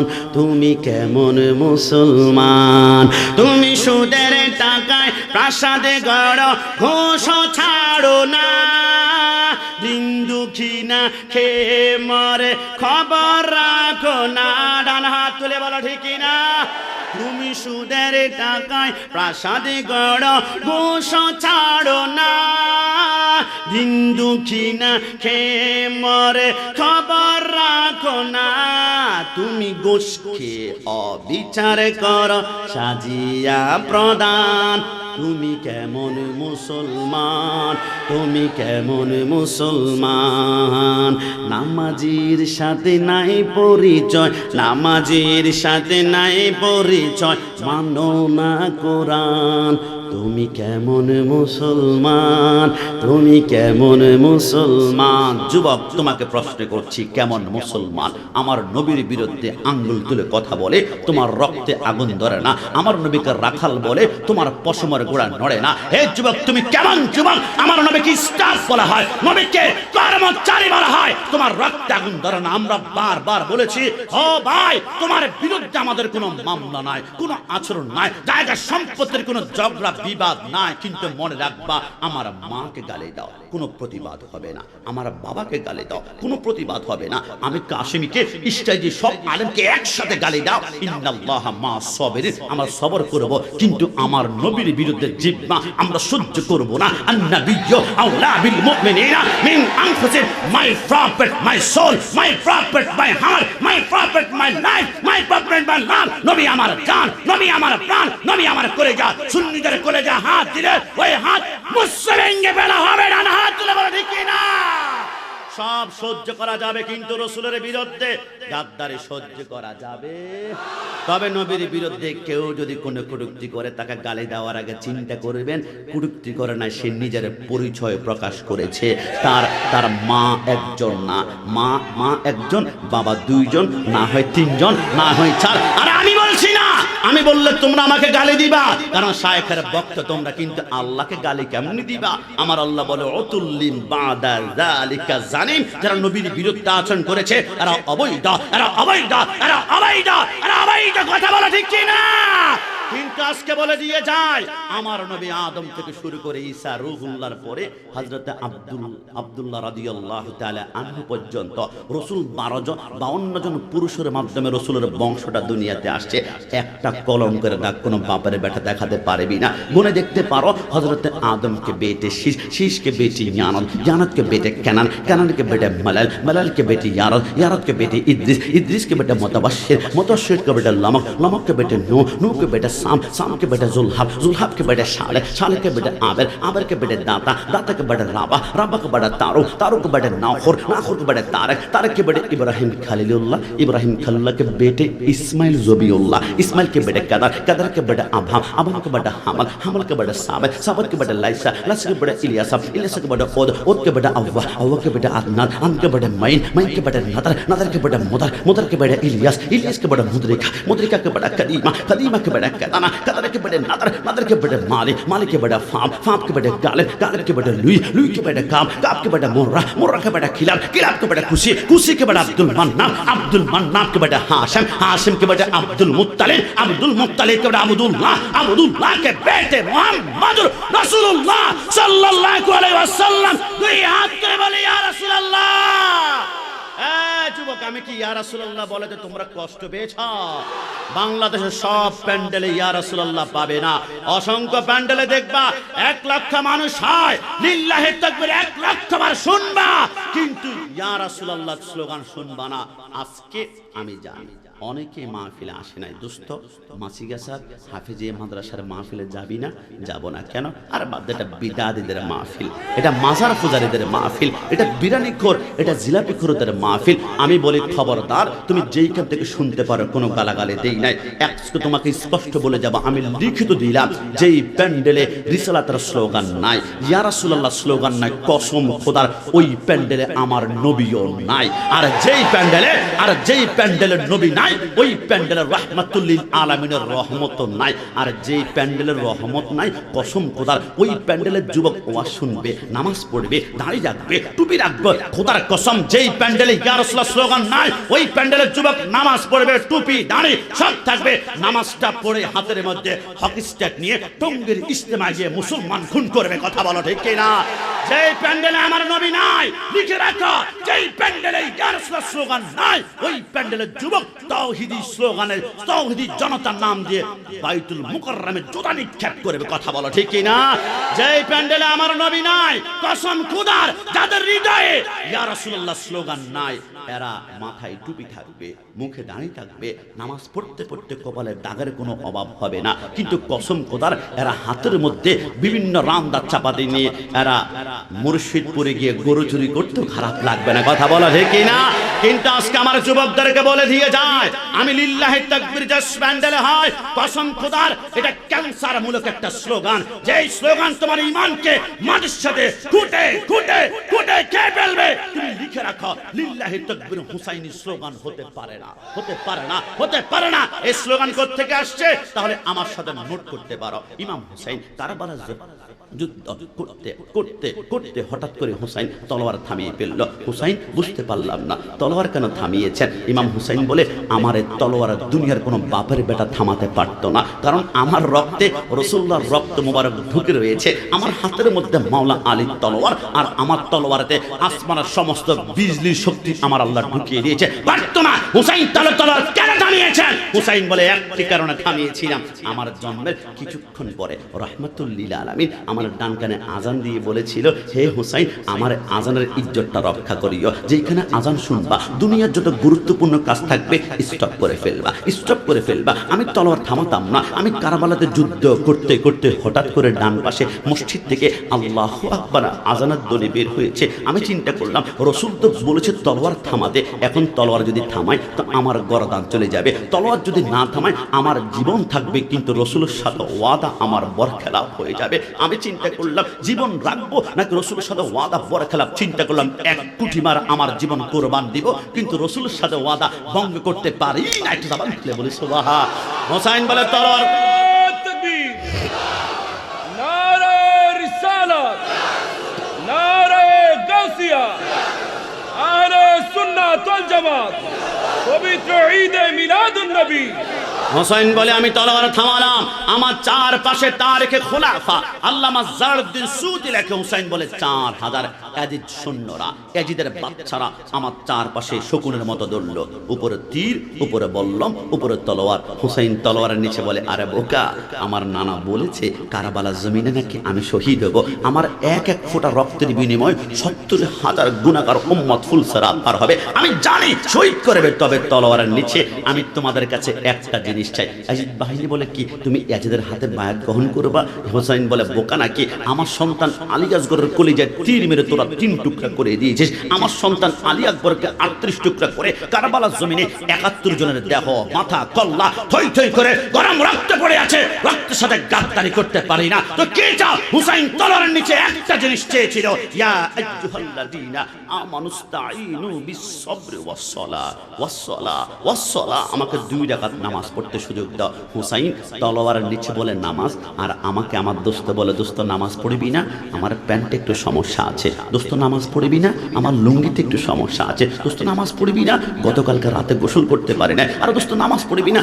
আমার খেলাটা একটু বাকি আছে। হুসাইন তলোয়ার বল্লমের নিচে বলে নামাজ, আর আমার কাছে সময় আছে, নামাজ পড়তে চাই না। হুসাইনি দাবি করা কঠিন হয়ে যাবে। হুসাইনি দাবি করতে হলে যে কোনো মুসিবতে কষ্টে সালাত সিজদা ওয়াল্লাযীনা ইয়াবিতুনা লিরাব্বিহিম সুজদান ওয়া কিয়ামা। হুসাইনের সামনে ইয়াজিদ বাহিনী বলে, জান্নাতের যুবকদের সরদার, 2 রাকাত নামাজ পড়ার সুযোগ দিলে কি হবে? আমরা 4000 সৈন্য তীর ধরা আছি, বল্লম ধরা আছি। শামে কারবালার মধ্যে শফি ও কারবি রহমতুল্লাহ লেখে, ইমাম হুসাইনকে 2 রাকাত নামাজ পড়ার সুযোগ দেওয়া হলো। যদি মিথ্যা কথা বলি আল্লাহ জবানটা বন্ধ করবে।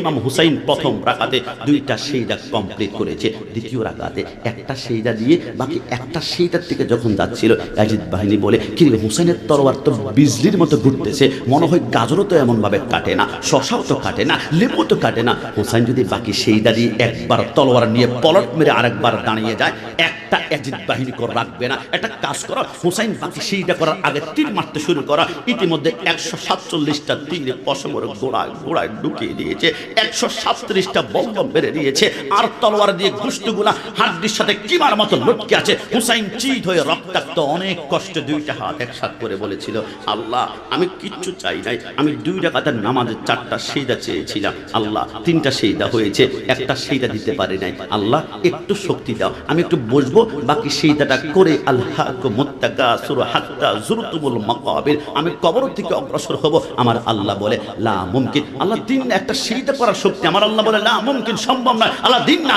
আল্লাহ বলে না, আল্লাহ দিবেন না কেন? আমার আল্লাহ বলে হুসাইন, বাকি একটা সিজদায় কারবালায় নয়, বাকি একটা সিজদা দিবা। কুল্লু মান আলাইহা ফান ওয়া ইয়াবকা ওয়াজহু রাব্বিকা যুল জালালি ওয়াল ইকরাম, বাকি একটা সিজদা দিবা। কিয়ামতের ময়দানে ডাইরেক্ট আমি আল্লাহর কুদরতি কদমে আমি ওয়াদা করলাম, ওই একটা সিজদার বিনিময়ে তুমি হাসান, হুসাইন, আলী, ফাতেমাকে যারা মুহাব্বত করে শুহাদায়ে কারবালা মাহফিল করবে, প্রত্যেকটা হুসাইনকে আমি আল্লাহ চোখের পলকে পুলসিরাত পার করে জান্নাতে বসিয়ে দিব। সুবহান। ইমাম নারে রিসালাত, নারে গাউসিয়া, আহলে সুন্নাত ওয়াল জামাত। ইমাম হুসাইন বলে আমি চিত হয়ে শুয়ে আছি, আমার বুকের মধ্যে সীমার বসলো ছুরি চালাবে, আমার গর্দান আলাদা করলো। ইমাম হুসাইনের মাথার চুলগুলা ছিল বাবরি চুল মোবারক, বাবরি চুলের মধ্যে ধরে হুসাইনের মাথা যখন উপরের দিকে উত্তোলন করলো, রক্তের ফোঁটাগুলা পড়ে ইয়াজিদ বাহিনীকে বলল, হ্যাঁ সুলতানে কারবালা শেষ, ইয়াজিদ বাহিনী আর ইয়াজিদ বাজি আর। সমস্ত ইয়াজিদ বাহিনী যখন একসাথ হলো, কারবালার জমিনে একজন মাত্র বেঁচে ছিলেন। অসুস্থতার কারণে ইমাম জয়নুল আবেদিন পিঠটা বিছানা থেকে উঠাতে পারছেন না, না হয় বাবার আগেই তার কলেজায় তীর মেরে তিনি শাহাদাত বরণ করতেন। জয়নুল আবেদিন বলে, কিরে কারবালার জমিনে আনন্দ উল্লাস করে কারা? 72 জন আহলে বাইতের রক্ত দিয়ে কারবালার জমিন টইটুম্বুর হয়ে আছে, যাদেরকে নামাজে সালাম না দিলে নামাজ পর্যন্ত হয় না, কারা উল্লাস করে? কারবালায় তো হিন্দু নাই, বৌদ্ধ নাই, খ্রিস্টান নাই, সবাই তো দেখছে মুসলমান। মুসলমান কারা উল্লাস করে আমি দেখতে চাই। ইমাম জয়নুল আবেদিন বলে, মাটির মধ্যে গড়াগড়ি দিয়ে আমি তাবুতে একটু আলোক করে দেখলাম, আমার বাবার মাথাটা শিমর হাতের মধ্যে উপরের দিকে, আর রক্তের ফোঁটাগুলা একটা একটা পড়ছে। রক্তের ফোঁটা পড়ে আমি জয়নুল আবেদিনের চোখের ফোঁটা পড়ে, কিন্তু কত নিষ্ঠুর তারা জানো? আমি দেখলাম ইমাম জয়নুল আবেদিন বলে হুসাইনের মাথা থেকে রক্ত পড়ে, আর ইয়াজিদ বাহিনীর রক্ত দেখে তারা ডান হাত তুলে উল্লাস করে, আর ওইখানে দাঁড়িয়ে একটা তাকবীর দিচ্ছে, লিল্লাহে তাকবীর, লিল্লাহে তাকবীর, লিল্লাহে তাকবীর। আমি অনেকক্ষণ অপেক্ষা করলাম, একটা বার তারা ইয়া রাসূলুল্লাহ বলে কিনা, কিন্তু ঘন্টার পর ঘন্টা চলে যায়, ঘন্টার পর ঘন্টা চলে যায়। আল্লাহর কসম, লিল্লাহে তাকবীর পরে একবার নবীর নাম আমি শুনতে পাই নাই। ইমাম জয়নুল আবেদিন বলে, ওই দিন থেকে কারবালা জমিনে স্লোগান হয়ে গেল 2 প্রকার, একটা হচ্ছে ইয়াজিদি, একটা হচ্ছে হুসাইনি। হুসাইনি স্লোগান হচ্ছে নারায়ে তাকবীর, আল্লাহু আকবার, নারায়ে রিসালাত, ইয়া রাসূলুল্লাহ। আর ইয়াজিদ স্লোগান হচ্ছে লিল্লাহে তাকবীর, লিল্লাহে তাকবীর। আর চাই যুবকদের অন্তর থেকে নবীকে আলাদা করে ফেলবে, যুবকদের অন্তর থেকে নবীর নাম মুছে ফেলবে, যুবকদের অন্তর থেকে মিলাদুন নবী সরাই ফেলবে। কিন্তু একজন হুসাইনি মাঝি গাছার আনাচে কানাচে বাংলার রন্ধ থাকতে ইয়া রাসূলুল্লাহ স্লোগান কোন বাপের বেটা বন্ধ করতে পারে?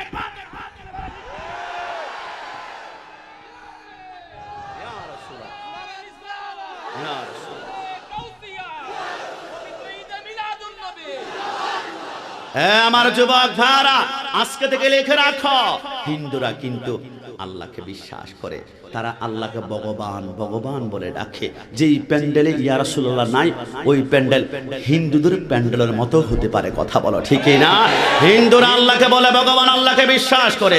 বৌদ্ধরাও কিন্তু আল্লাহকে বিশ্বাস করে, আল্লাহকে বলে ঈশ্বর, আল্লাহকে বলে ঈশ্বর। খ্রিস্টানরাও কিন্তু আল্লাহকে বিশ্বাস করে, তারা আল্লাহকে বলে গড, আল্লাহকে বলে গড। কিন্তু নবীর প্রতি ঈমান না আনার কারণে হিন্দু রয়ে গিয়েছে, বৌদ্ধ রয়ে গিয়েছে, খ্রিস্টান রয়ে গেছে। হিন্দু আল্লাহকে বিশ্বাস করে, বৌদ্ধরাও বিশ্বাস করে, খ্রিস্টানরাও বিশ্বাস করে, আবার ওহাবিরাও কিন্তু আল্লাহকে বিশ্বাস করে। আমরা সুন্নিরা শুধু আল্লাহকে বিশ্বাস করি না, আমাদের কালিমা হচ্ছে লা ইলাহা ইল্লাল্লাহ মুহাম্মদ রাসূলুল্লাহ। বাংলাদেশের একজন বক্তা বলে, আমাদের ঐক্য হবে তাওহীদের ভিত্তিতে, আল্লাহকে বিশ্বাস করলে ঐক্য হবে। আমি বলি, তাহলে হিন্দুর সাথে ঐক্য করো, বৌদ্ধের সাথে ঐক্য করো, খ্রিস্টানের সাথে ঐক্য করো, সুন্নিরা তোদের সাথে ঐক্য করবে না। সুন্নিরা যেই প্যান্ডেলে ইয়া রাসূলুল্লাহ নাই, ওদের সাথে মৃত্যু হতে পারে, ঐক্য হতে পারে না। কথা বলা ঠিক না? ঐক্য হবে 2টা স্লোগানের ভিত্তিতে, একটা হচ্ছে নারায়ে তাকবীর, আরেকটা হচ্ছে নারায়ে রিসালাত। ইয়া রাসূলুল্লাহ, জোরে বলে সুবহানাল্লাহ। ওই নবীর পক্ষে যুবক কষ্ট নিবে না। আপনাদের মাঝে গাছায় কোনো ছেলে কোনো মেয়ে যখন প্রেম করে তখন ছেলে কিন্তু মাথার মধ্যে অসংখ্য কলঙ্ক বদনাম মাথায় নিতে হয়। যুবক আমার বুঝে আসে না, একটা মেয়ের সাথে প্রেম করতে কলঙ্ক বদনাম নিতে তুমি রাজি, কিন্তু মদিনাওয়ালার সাথে প্রেম করবা কলঙ্ক মাথায় নিবা না, বদনাম মাথায় নিবা না, এমনটা হতে পারে না। নবীর সাথে প্রেম করতে হলে কলঙ্ক নিতে হবে। মাঝে মাঝে কোনো কারণ ছাড়াই তোমাকে বদনাম দিবে, তুমি নাকি বিদআতি, তুমি নাকি বিদআতি, তুমি নাকি বিদআতি। নবীর সাথে প্রেম করলে তোমাকে কলঙ্ক দিবে, তুমি নাকি মাজার পূজারি, তুমি নাকি মাজার পূজারি। মাঝে মাঝে তোমার নবীর সাথে প্রেম করলে বদনাম দিবে, তুমি নাকি জিলাপি খোর, তুমি নাকি বিরিয়ানি খোর, তুমি নাকি গরম সুন্নি। আমরা বলি আল্লাহর কসম তাম দুনিয়া একদিকে যাবে, যত বদনাম দাও বিসমিল্লাহ ওয়ালা মিল্লাতি রাসূলিল্লাহ বলে কবর রাখার পরে মদিনা বলে একটা মুস্কি হাসি দিলে তোমার বদনাম অন্যদিকে ভেসে যাবে। আমরা মদিনাওয়ালার সুপারিশ নিয়ে জান্নাতে গমন করব, কথা বলো ঠিক না? আমি এক সপ্তাহ পূর্বে পদ্মা সেতু পার হওয়ার পরে রাজবাড়ী একটা থানা জেলা আছে, আমি প্রোগ্রামে গেলাম। একজন রিকশার ড্রাইভার এসে দৌড় দিয়ে আমাকে জড়াই ধরলো। আমি বললাম কি হুজুর আপনার আলোচনা শুনি। আমি বললাম আমরা নগণ্য। আমাকে হুজুর কান্না করে বলে কসমকে হুজুর বিশ্বাস করেন লেবু এক পিস কেটে যদি চোখের মধ্যে টিপ মারি আমার চোখের পানি বের হয় না, কিন্তু ইয়া নবী সাল্লাল্লাহু আলাইহি বললে হুজুর আমার চোখের পানি আমি ধরে রাখতে পারি না, গড় গড় করে পড়ে হুজুর আমি রিকশার ড্রাইভার হতে পারি, ভ্যান চালক হতে পারি, হুজুর আমার কলিজা একটু কেটে দেখেন, নবী প্রেমের সাগর আপনি পাবেন। আমি বললাম কি করবো বলো তো? বলো হুজুর আমার তো এলেম নাই, কোনটা যে হক কোন আলেম যে বেহক কোনটা যে বাতিল আমি তো চিনতে পারছি না। হুজুর চেষ্টা করি কোনো আহলে সুন্নাত ওয়াল জামাতের নবী প্রেমিক আলেমের পিছনে নামাজ পড়তে। এখন কোন আলম যে আহলে সুন্নাত ওয়াল জামাত কোনটা যে বাতিল আমি চিনবো কেমন ভাবে হুজুর? এমন কোন সূত্র আছে যে চেহারার দিকে তাকালেই 1 মিনিটে বলা যাবে এটা হক এটা বাতিল? আমি বললাম 1 মিনিট লাগবে না, 30 সেকেন্ডে চিনতে পারবা। শুধু কোনো এলেম লাগবে না, শুধু চেহারার দিকে তাকিয়ে বলতে পারবা এটা হক এটা বাতিল। হুজুর 30 সেকেন্ডে বলা যাবে। আমি বললাম 30 সেকেন্ড অনেক লম্বা, বাদ দাও, আরো 20 সেকেন্ড বাদ দিলাম। 10 সেকেন্ডে শুধু চেহারার দিকে এক নজর তাকালে বলতে পারবা এটা হক এটা বাতিল। হুজুর কেমনে? আমি বললাম খোদার কসম যার হৃদয়ে যার কলিজায় আকীদা হবে রাসূল নূর, ওই লোকটা কালো হলো তার চেহারায় নূর চমকাবে, নূর চমকাবে, নূর চমকাবে। আর যার হৃদয়ে আকীদা মাটি ওই যত সুন্দর হোক না কেন তার চেহারা গাদ্দার গাদ্দার মনে হবে, কথা বলা ঠিক কি না? সুন্নিদের চেহারার দিকে তাকা, আল্লামা গোলাম কিবরিয়া আল কাদরি হুজুরের চেহারার দিকে তাকান। কোন মশলা আমরা চেহারার মধ্যে মাখি না রে বাবা, পন্ডস মাখি না, কোনো ফেস ওয়াশ মাখতে হয় না। নবীকে যারা নূর মানবে এদের চেহারা অটোমেটিকলি এমনিতেই নূরানি হবে, কথা বলা ঠিক না? এই জন্য আমাদের মুফতি গিয়াসউদ্দিন তাহেরি সাহেবকে চিনি না, বাংলা জমিনে এমন লোক পাওয়া যাবে না। তিনি মাঝে মাঝে একটা ডায়লগ বলে আমি তো বালানা বালা লইয়া থাই, তো আমরা বলি ও হাবি বালানা সুন্নি হইয়া থাই, কথা বলা ঠিক না? হ্যাঁ সুন্নি পড়েছে খুশি না বেজার?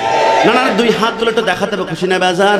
কোরআনের কথাগুলো হাদিসের কথাগুলো মাইনা মাইনা চইল, ও হাবিবালানা সুন্নি হইয়া থাই। না না, আপনারা মনে ভয় পাচ্ছেন, কি কোনো সমস্যা আছে? সুন্নি পড়েছে খুশি হলে জবানটা আমার সাথে নাড়িয়ে নাড়িয়ে মুস্কি মুস্কি বলবেন। হঠাৎ করে আপনার আশেপাশে কারো চেহারা হঠাৎ করে কালো হয়ে গিয়েছে, বুঝতে হবে গন্ডগোলটা ওইখানে গিয়ে ঠেকেছে। দেখি তো সুন্নি পড়েছে কারা খুশি? কোরআনের কথাগুলো হাদিসের কথাগুলো মাইনা মাইনা চইল, ও হাবি নবীকে মাটি বলে, ও হাবি যারা নুরুন আলা নূর নবী বলেন আল্লাহ তাআলা। ডান হাত তুলে বলা ঠিক না? নবীর নূরে সবই পয়দা, নবীর নূরে সবই পয়দা, হাদিস খুইলা দেখো, ও হাবিবালানা সুন্নি হইয়া। না না, থাক থাক থাক থাক। সকালবেলা টং দোকানে চায়ের দোকানে অনেক মুরব্বী চায়ের কাপ হাতের মধ্যে নিয়ে বলবে গোলাম রাব্বানী কাশিমি ছেলেটা 1 ঘন্টা 20 মিনিট তো চমৎকার আলোচনা করছিল, লাস্টে আমার ওহাবি সুন্নি এইগুলা বলার কি দরকার ছিল? আল্লাহর কসম করে বলি ওহাবি শব্দ যারা শুনলে যাদের মাথার রক্ত গরম হয়ে যায়, আমি গ্যারান্টি দিয়ে বললাম এদের ইমানে ক্যান্সার হয়েছে, কথা বলা ঠিক কি না? কিন্তু এখানে বসে আমি 3 বার বলেছি আমি সুন্নি, আমি সুন্নি, আমি সুন্নি। আমি কি দরজা বন্ধ করে গোপনে গোপনে বলেছি? আমার সামনে মাইক আছে, চট্টগ্রাম সি কুমিল্লা সিটি কর্পোরেশনের কোনায় কোনায় 1 লক্ষ মাইক লাগাও, এইখানে বসে 1 লক্ষ বার আমি বলবো আমি সুন্নি, আমি সুন্নি, আমি সুন্নি। কিন্তু আমার মতো মাজিকার সাথে কোনো বাপারে বেটা আছে একবার মাইকের সামনে এসে বলবো হুজুর আমি ওহাবি, আমার জন্য খাস করে দোয়া করেন। মানুষ থুতু মারতে মারতে গুমতি নদীর মধ্যে নিক্ষেপ করবে, কারণ ওহাবি পরিচয় দেওয়া যায় না। এটা গুস্তাখ রসুলের পরিচয়, এটা দুশমনের রসুলের পরিচয়। কিন্তু আমরা সুন্নিরা সুন্নি পরিচয় ভয় পাই না কেন জানো? আমরা জানি কিয়ামতে 73 দলের একটা দল হবে জান্নাতি, লা শাক্কা ওয়ালা রাইবা আন্নাহুম আহলে সুন্নতি ওয়াল জামাত। ওইটা হচ্ছে একমাত্র আহলে সুন্নাত ওয়াল জামাত জান্নাতি। তো সুন্নিরা যেহেতু জান্নাতি দল, জান্নাতের পরিচয় দিতে ভয় লাগে না, দল লাগে না। মৃত্যুর আগ পর্যন্ত নিঃশ্বাস নাকের ডগায় যতক্ষণ থাকবে চিৎকার দিয়ে বলবো আমরা সুন্নি জনতা। ডান হাত তুলে বলো ঠিক কিনা? যুবক তোমাদেরকে বিদাতি বলবে, কিন্তু আমি লিখে দিলাম কসম খোদার সুন্নিরা বিদাতি নয়, সুন্নিরা বিদাতি নয়। বিদাতি কারা? আমার থেকে ম্যাথমেটিক অঙ্কতে আপনারা ভালো, অ্যালজাবরা বীজগণিতে ভালো, পরিসংখ্যানে ভালো, আপনারা আমার থেকে ভালো বুঝবেন। একটু বলুন তো, হিসাবটা করুন তো, আসল বিদাতি কারা? আমি যদি আপনাকে প্রশ্ন করি who is the founder of Wahhabism, ওহাবি ইজমের প্রতিষ্ঠাতা কে? আপনি বলবেন আব্দুল ওহাব নজদি। আমি যদি প্রশ্ন করি who is the founder of Qadiani, কাদিয়ানির প্রতিষ্ঠাতা কে? আপনি বলবেন মির্জা গোলাম আহমদ কাদিয়ানি। আমি যদি প্রশ্ন করি who is the founder of Jamaat Islami, Jamaat ইসলামের প্রতিষ্ঠাতাকে? আপনি বলবেন আবুল আলা মওদুদি। আমি যদি প্রশ্ন করে who is the founder of Deobandism, দেওবন্দিজমের প্রতিষ্ঠাতা কে? আপনি বলবেন কাশেম নানতুবি। আমি যদি প্রশ্ন করে who is the founder of আহলে হাদিস, আহলে হাদিসের প্রতিষ্ঠাতা কে? আপনি বলবেন ইবনে তাইমিয়া। কিন্তু আমি যদি প্রশ্ন করি who is the founder of আহলে সুন্নাত ওয়াল জামাত, আহলে সুন্নাত ওয়াল জামাতের প্রতিষ্ঠাতা কে?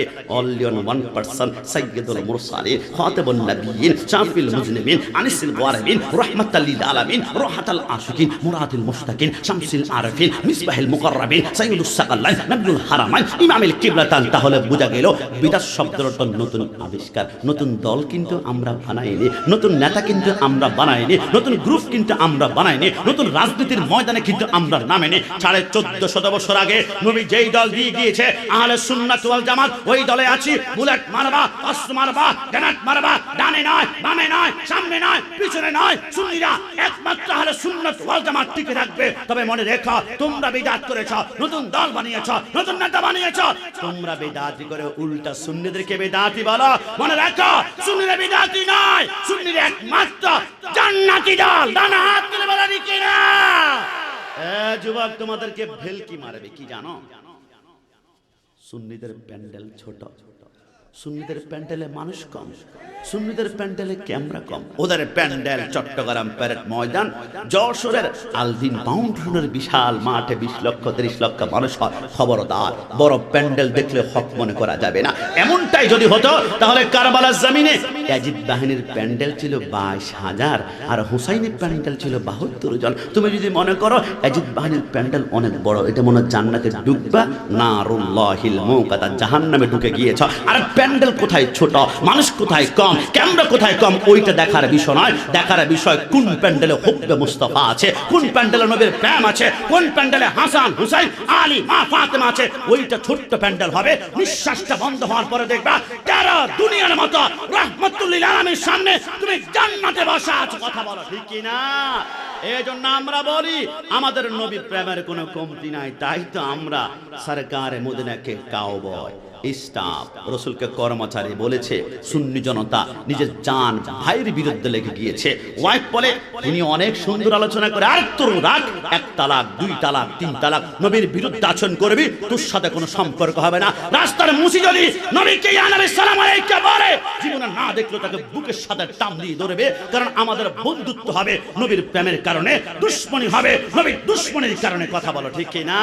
কিন্তু বিশ্বাস করেন আমার নবীকে কাউবয় বললে ঈমান থাকে না। কারণ যেখানে আল্লাহ স্পষ্ট বলেছেন লা তাকুলু রাইনা ওয়া কুলু উনজারনা, রাইনা রাসূলকে বলিও না, রাখাল বলিও না। কারণ সরকারে মদিনার ব্যাপারে আমার আল্লাহ বলে লা তারফু আসওয়াতাকুম ফাওকা সাউতিন নবী, নবী কেমন ভাবে ডাকবা যাতে করে নবীর আওয়াজের উপর আওয়াজ নাই। এই যুবক ভাইরা, কাউবয় বলা হয় কাকে জানো? যে ব্যক্তি গরু চড়ায়। কিন্তু আমার নবী তো কোনোদিন গরু চড়াননি, নাউজুবিল্লাহ। রাসূল মেষ ছড়িয়েছেন, দুইটা কারণে ছড়িয়েছেন। এক নম্বরে মেষ যখন একটা হাঁটাচলা শুরু করে পিছন দিক থেকে মেষগুলা ধৈর্য সহকারে আস্তে আস্তে হাঁটে, ওইখান থেকে সবর ধৈর্যের শিক্ষা নেওয়া যায়। আর দুই নম্বর, রাসূল মেষ ছড়িয়েছেন আরেকটি কারণে। আমার রাসূল বলে আমি মেষ ছড়াইনি, বরং মেষকে আমি আমার মূল্যবান সম্পদ সময় দিয়ে আমি মেষকে অবশ্যই দামি করে দিয়েছি। যদি বলে সুবহানাল্লাহ।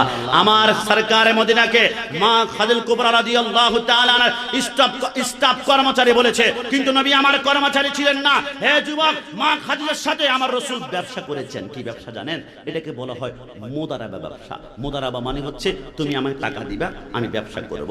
যতটুকু ব্যবসা হবে তুমি পার্সেন্টেজে তুমি একটা অংশ নিবা, আমাকে একটা অংশ নিবে। মা খাদিজা বলে রাসূল আপনাকে টাকা দিলা, ব্যবসা করেন, যা লাভ হবে কিছু অংশ আপনি আমাকে দিবেন, আমি নিব।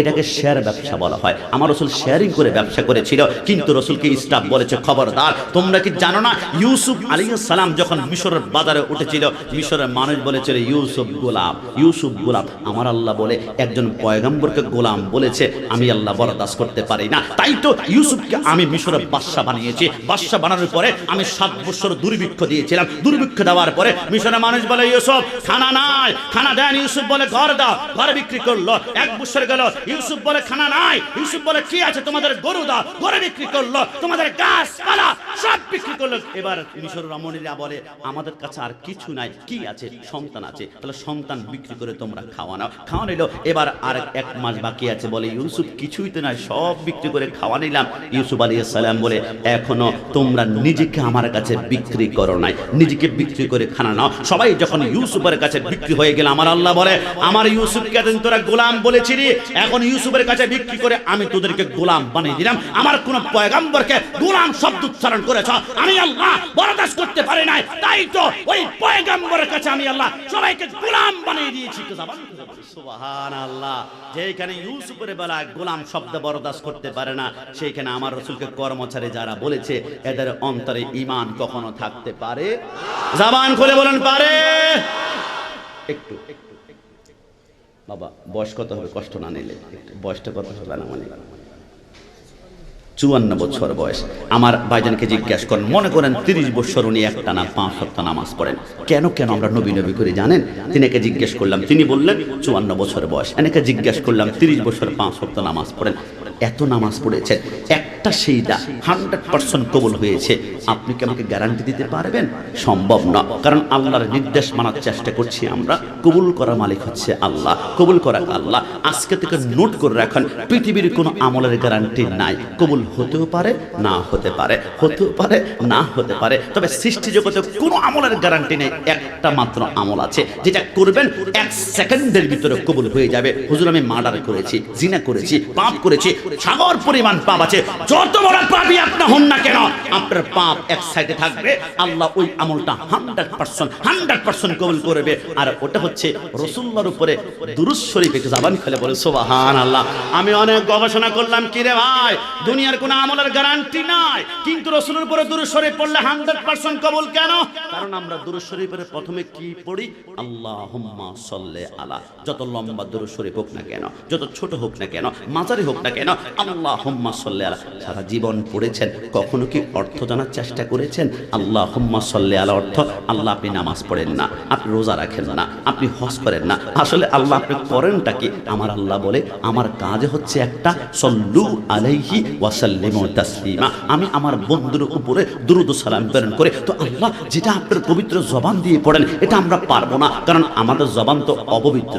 মিথ্যা বলেছি, হারাম খেয়েছি, সিটারি করেছি, গালাগালি করেছি। আল্লাহ যেটা আপনার জবান দিয়ে পড়েন, এটা আমরা পারবো না, পারবো না, পারবো না, পারবো না। তখন আমরা কি বলি? আল্লাহুম্মা সাল্লি আলা।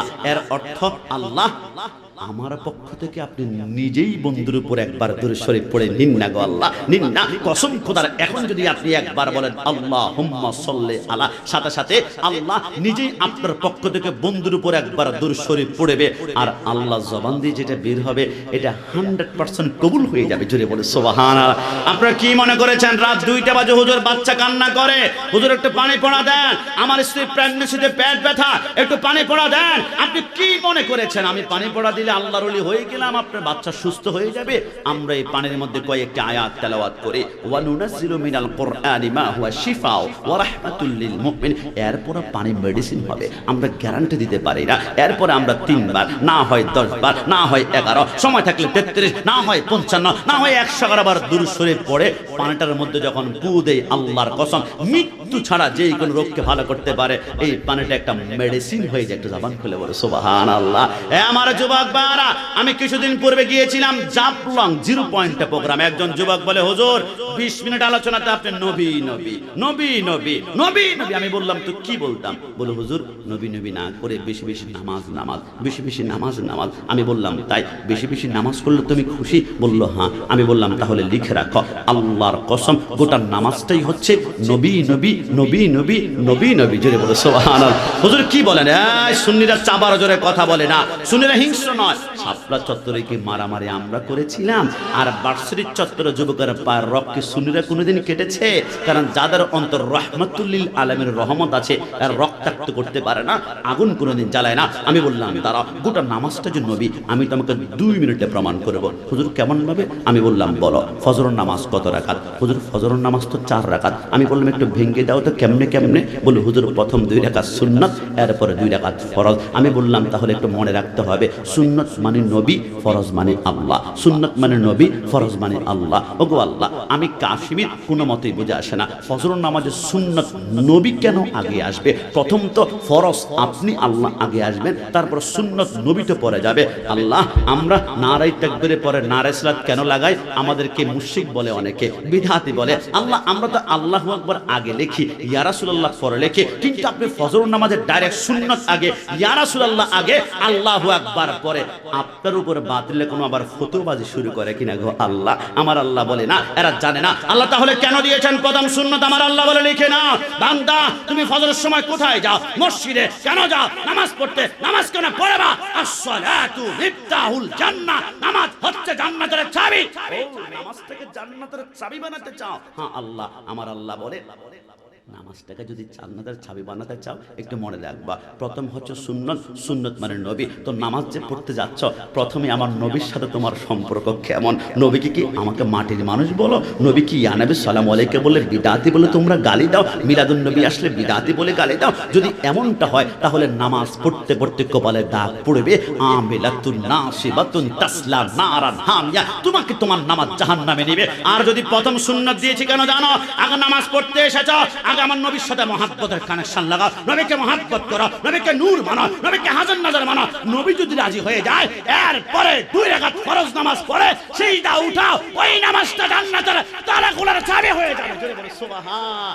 আপনি খেয়াল করেছেন জোহরের আগেও কিন্তু 4 রাকাত সুন্নাত। আল্লাহ আগে সুন্নত কেন? ফরজ। আপনি আল্লাহ আগে আসবেন, সুন্নত পরে, নবী তো পরে। আমার আল্লাহ বলে খবরদার, আগে সুন্নত দিয়েছি, নামাজ পড়তে এসছো, আগে নবীর সাথে মহাব্বতের কানেকশন ঠিক মতো লাগাও। আসর নামাজ পড়তে গিয়েছেন, খেয়াল করেছেন আসর আগেও কিন্তু 4 রাকাত সুন্নত। ঈশার নামাজ পড়তে গিয়েছেন, ঈশার আগেও সুন্নত। আল্লাহ বুঝলাম না, আমার আল্লাহ বলে বুঝার দরকার নাই, আগে নবীর সাথে মহাব্বত লাগাও, তারপর আমি আল্লাহ রাজি হব। আল্লাহ মাগরিবের সময় কি মহাব্বত কমে গিয়েছে? মাগরিবের আগে কোনো সুন্নত নাই কেন? আমার আল্লাহ বলে 5 ওয়াক্ত নামাজেই যদি বন্ধুকে আগে জায়গা দেয়। অনেকে বলবে বন্ধুকে পেয়েছি তো আলহামদুলিল্লাহ, কিন্তু আমি আল্লাহ এক জায়গায় নিজেকে আগে রেখে আমি প্রমাণ করে দিলাম, আমি আল্লাহ খালেক, আমার মন্দ মাখলুক। কেউ যদি খালেককে রাজি করতে চাও, তাহলে আমার বন্ধুর প্রেমে পড়ে যাও। বন্ধু যদি একবার রাজি হয়ে যায়, আল্লাহুল মাওলা ফালাহুল কুল, তুমি আর জান্নাত তালাশ করতে হবে না, জান্নাত তোমার কদমে এসে চুমা খাবে। একটু জবান খুলে বলি সুবহানাল্লাহ। কি কি কি নারায়ে তাকবীর। আমার আওয়াজ যত ছোট হবে আপনাদের বড় হবে। নারায়ে রিসালাত, নারায়ে রিসালাত, আরেকটা দিলে নারায়ে রিসালাত। আজকে শ্রীপুর মাঝিগাছার পক্ষ থেকে, কাদেরিয়া সুন্নি হাফিজিয়া মাদ্রাসার পক্ষ থেকে নারায়ে তাকবীর, নারায়ে রিসালাত, নারায়ে গাউসিয়া।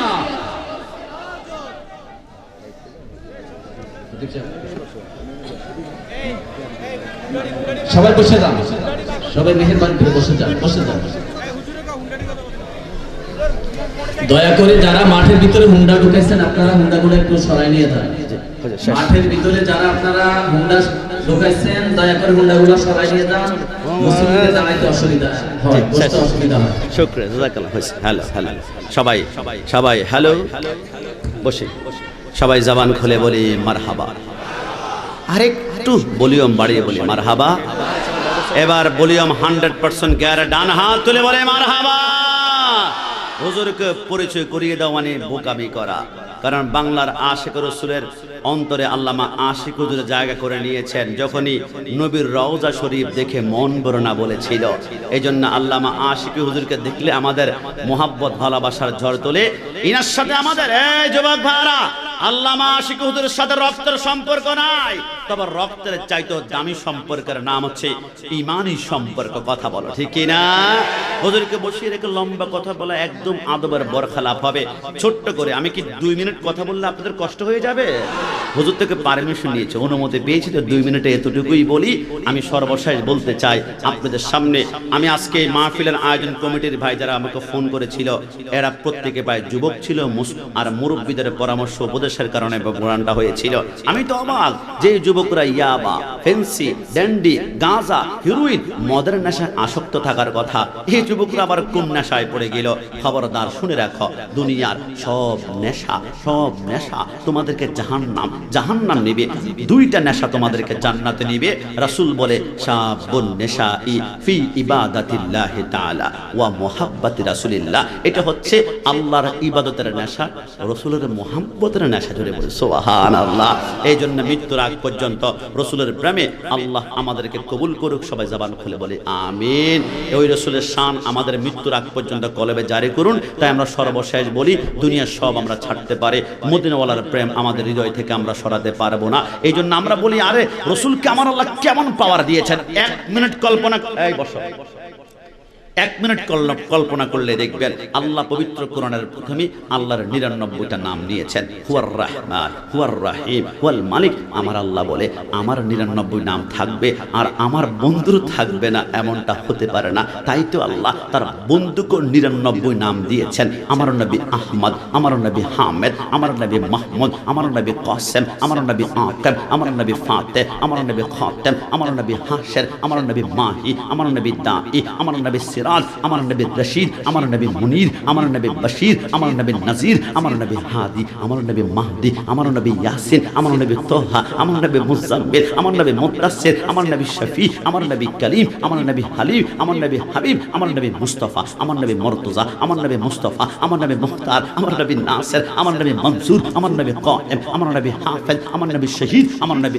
আদিল, আমার নবী হাকিম, আমার নবী নূর, আমার নবী বুরহান, আমার নবী হুজ্জা, আমার নবী আত্তাহি, আমার নবী মুতি, আমার নবী মাসকুর, আমার নবী মাওয়াইজ, আমার নবী মাদানী, আমার নবী আরাবি, আমার নবী হাশমি, আমার নবী তাহামি, আমার নবী হিজাজি, আমার নবী কুরাইশি, আমার নবী মাদানী, আমার নবী রাউফ, আমার নবী রহিম, আমার নবী ইয়াতিন, আমার নবী গানি, আমার নবী জাওয়াদ, আমার নবী আউয়াল, আমার নবী আখির, আমার নবী জাহির, আমার নবী বাতিন, আমার নবী ওয়ামা আরসালনাকা ইল্লা রাহমাতাল লিল আলামিন। লিখে রাখো, হারকে ইশকে মুস্তাফা সামানে উস্তে বাহার ওয়াবরদার গুশায় দামানস্ত কসম করে বলে দিয়ে যায়, কিয়ামতের ময়দানে মিলাদুন নবীর পক্ষে সুন্নিরা উঠবে, মিলাদুন নবীর বিরোধীরা কিয়ামতের ময়দানে উঠবে। আল্লাহর কসম, সবাই জান্নাত তালাশ করবে, জান্নাত তালাশ করবে। সুন্নিরা জান্নাত তালাশ করতে হবে না, হবে না, হবে না। আমি লিখিত দিলাম, কিয়ামতের ময়দানে জান্নাত নিজেই সুন্নিদেরকে তালাশ করবে। ডান হাত তুলে বলো ঠিক কি না? ওই নবীর প্রেম মোহাব্বত নিয়ে মৃত্যুর আগ পর্যন্ত আল্লাহ আমাদেরকে কবুল করে, সবাই বলি আমিন। দু জাহাঁ মে খাদেমে আলী রসুল্লাহ কর হযরত আলী রসুলে মুক্তাদা কি ওয়াস্তে। হুজুরকে পাশে বসে 2-3 মিনিট কথা বলে নিয়েছি, ক্ষমা। অনেক দিন পরে হুজুর অসুস্থ ছিলেন, মধ্যখানে আমাদের দিলটা নরম হয়ে গিয়েছে। হুজুরের কণ্ঠের নাতে রসুল আমাদের খোরাক, মাহফিলে বিভিন্ন আমাদের মাহফিল একটু সুন্দর করতে হলে মাঝে মাঝে হুজুরের গজল টান না দিলে মজমা জমতে চায় না। এই খোরাকটা মধ্যখান দিয়ে অনেক গ্যাপ পড়ে গিয়েছে। আবার হুজুরকে আমরা পেয়েছি আমাদের মাঝে সুস্থ শরীর নিয়ে।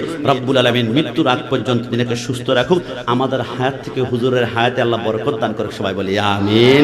আর দেরি নয়, শুধু ছোট্ট ওই কথাটাই বলবো, গুলামানে মুস্তফা জান দেনে সে नहीं डरते, ये सर कट जाए ये रह जाए कुछ परवाह नहीं करते।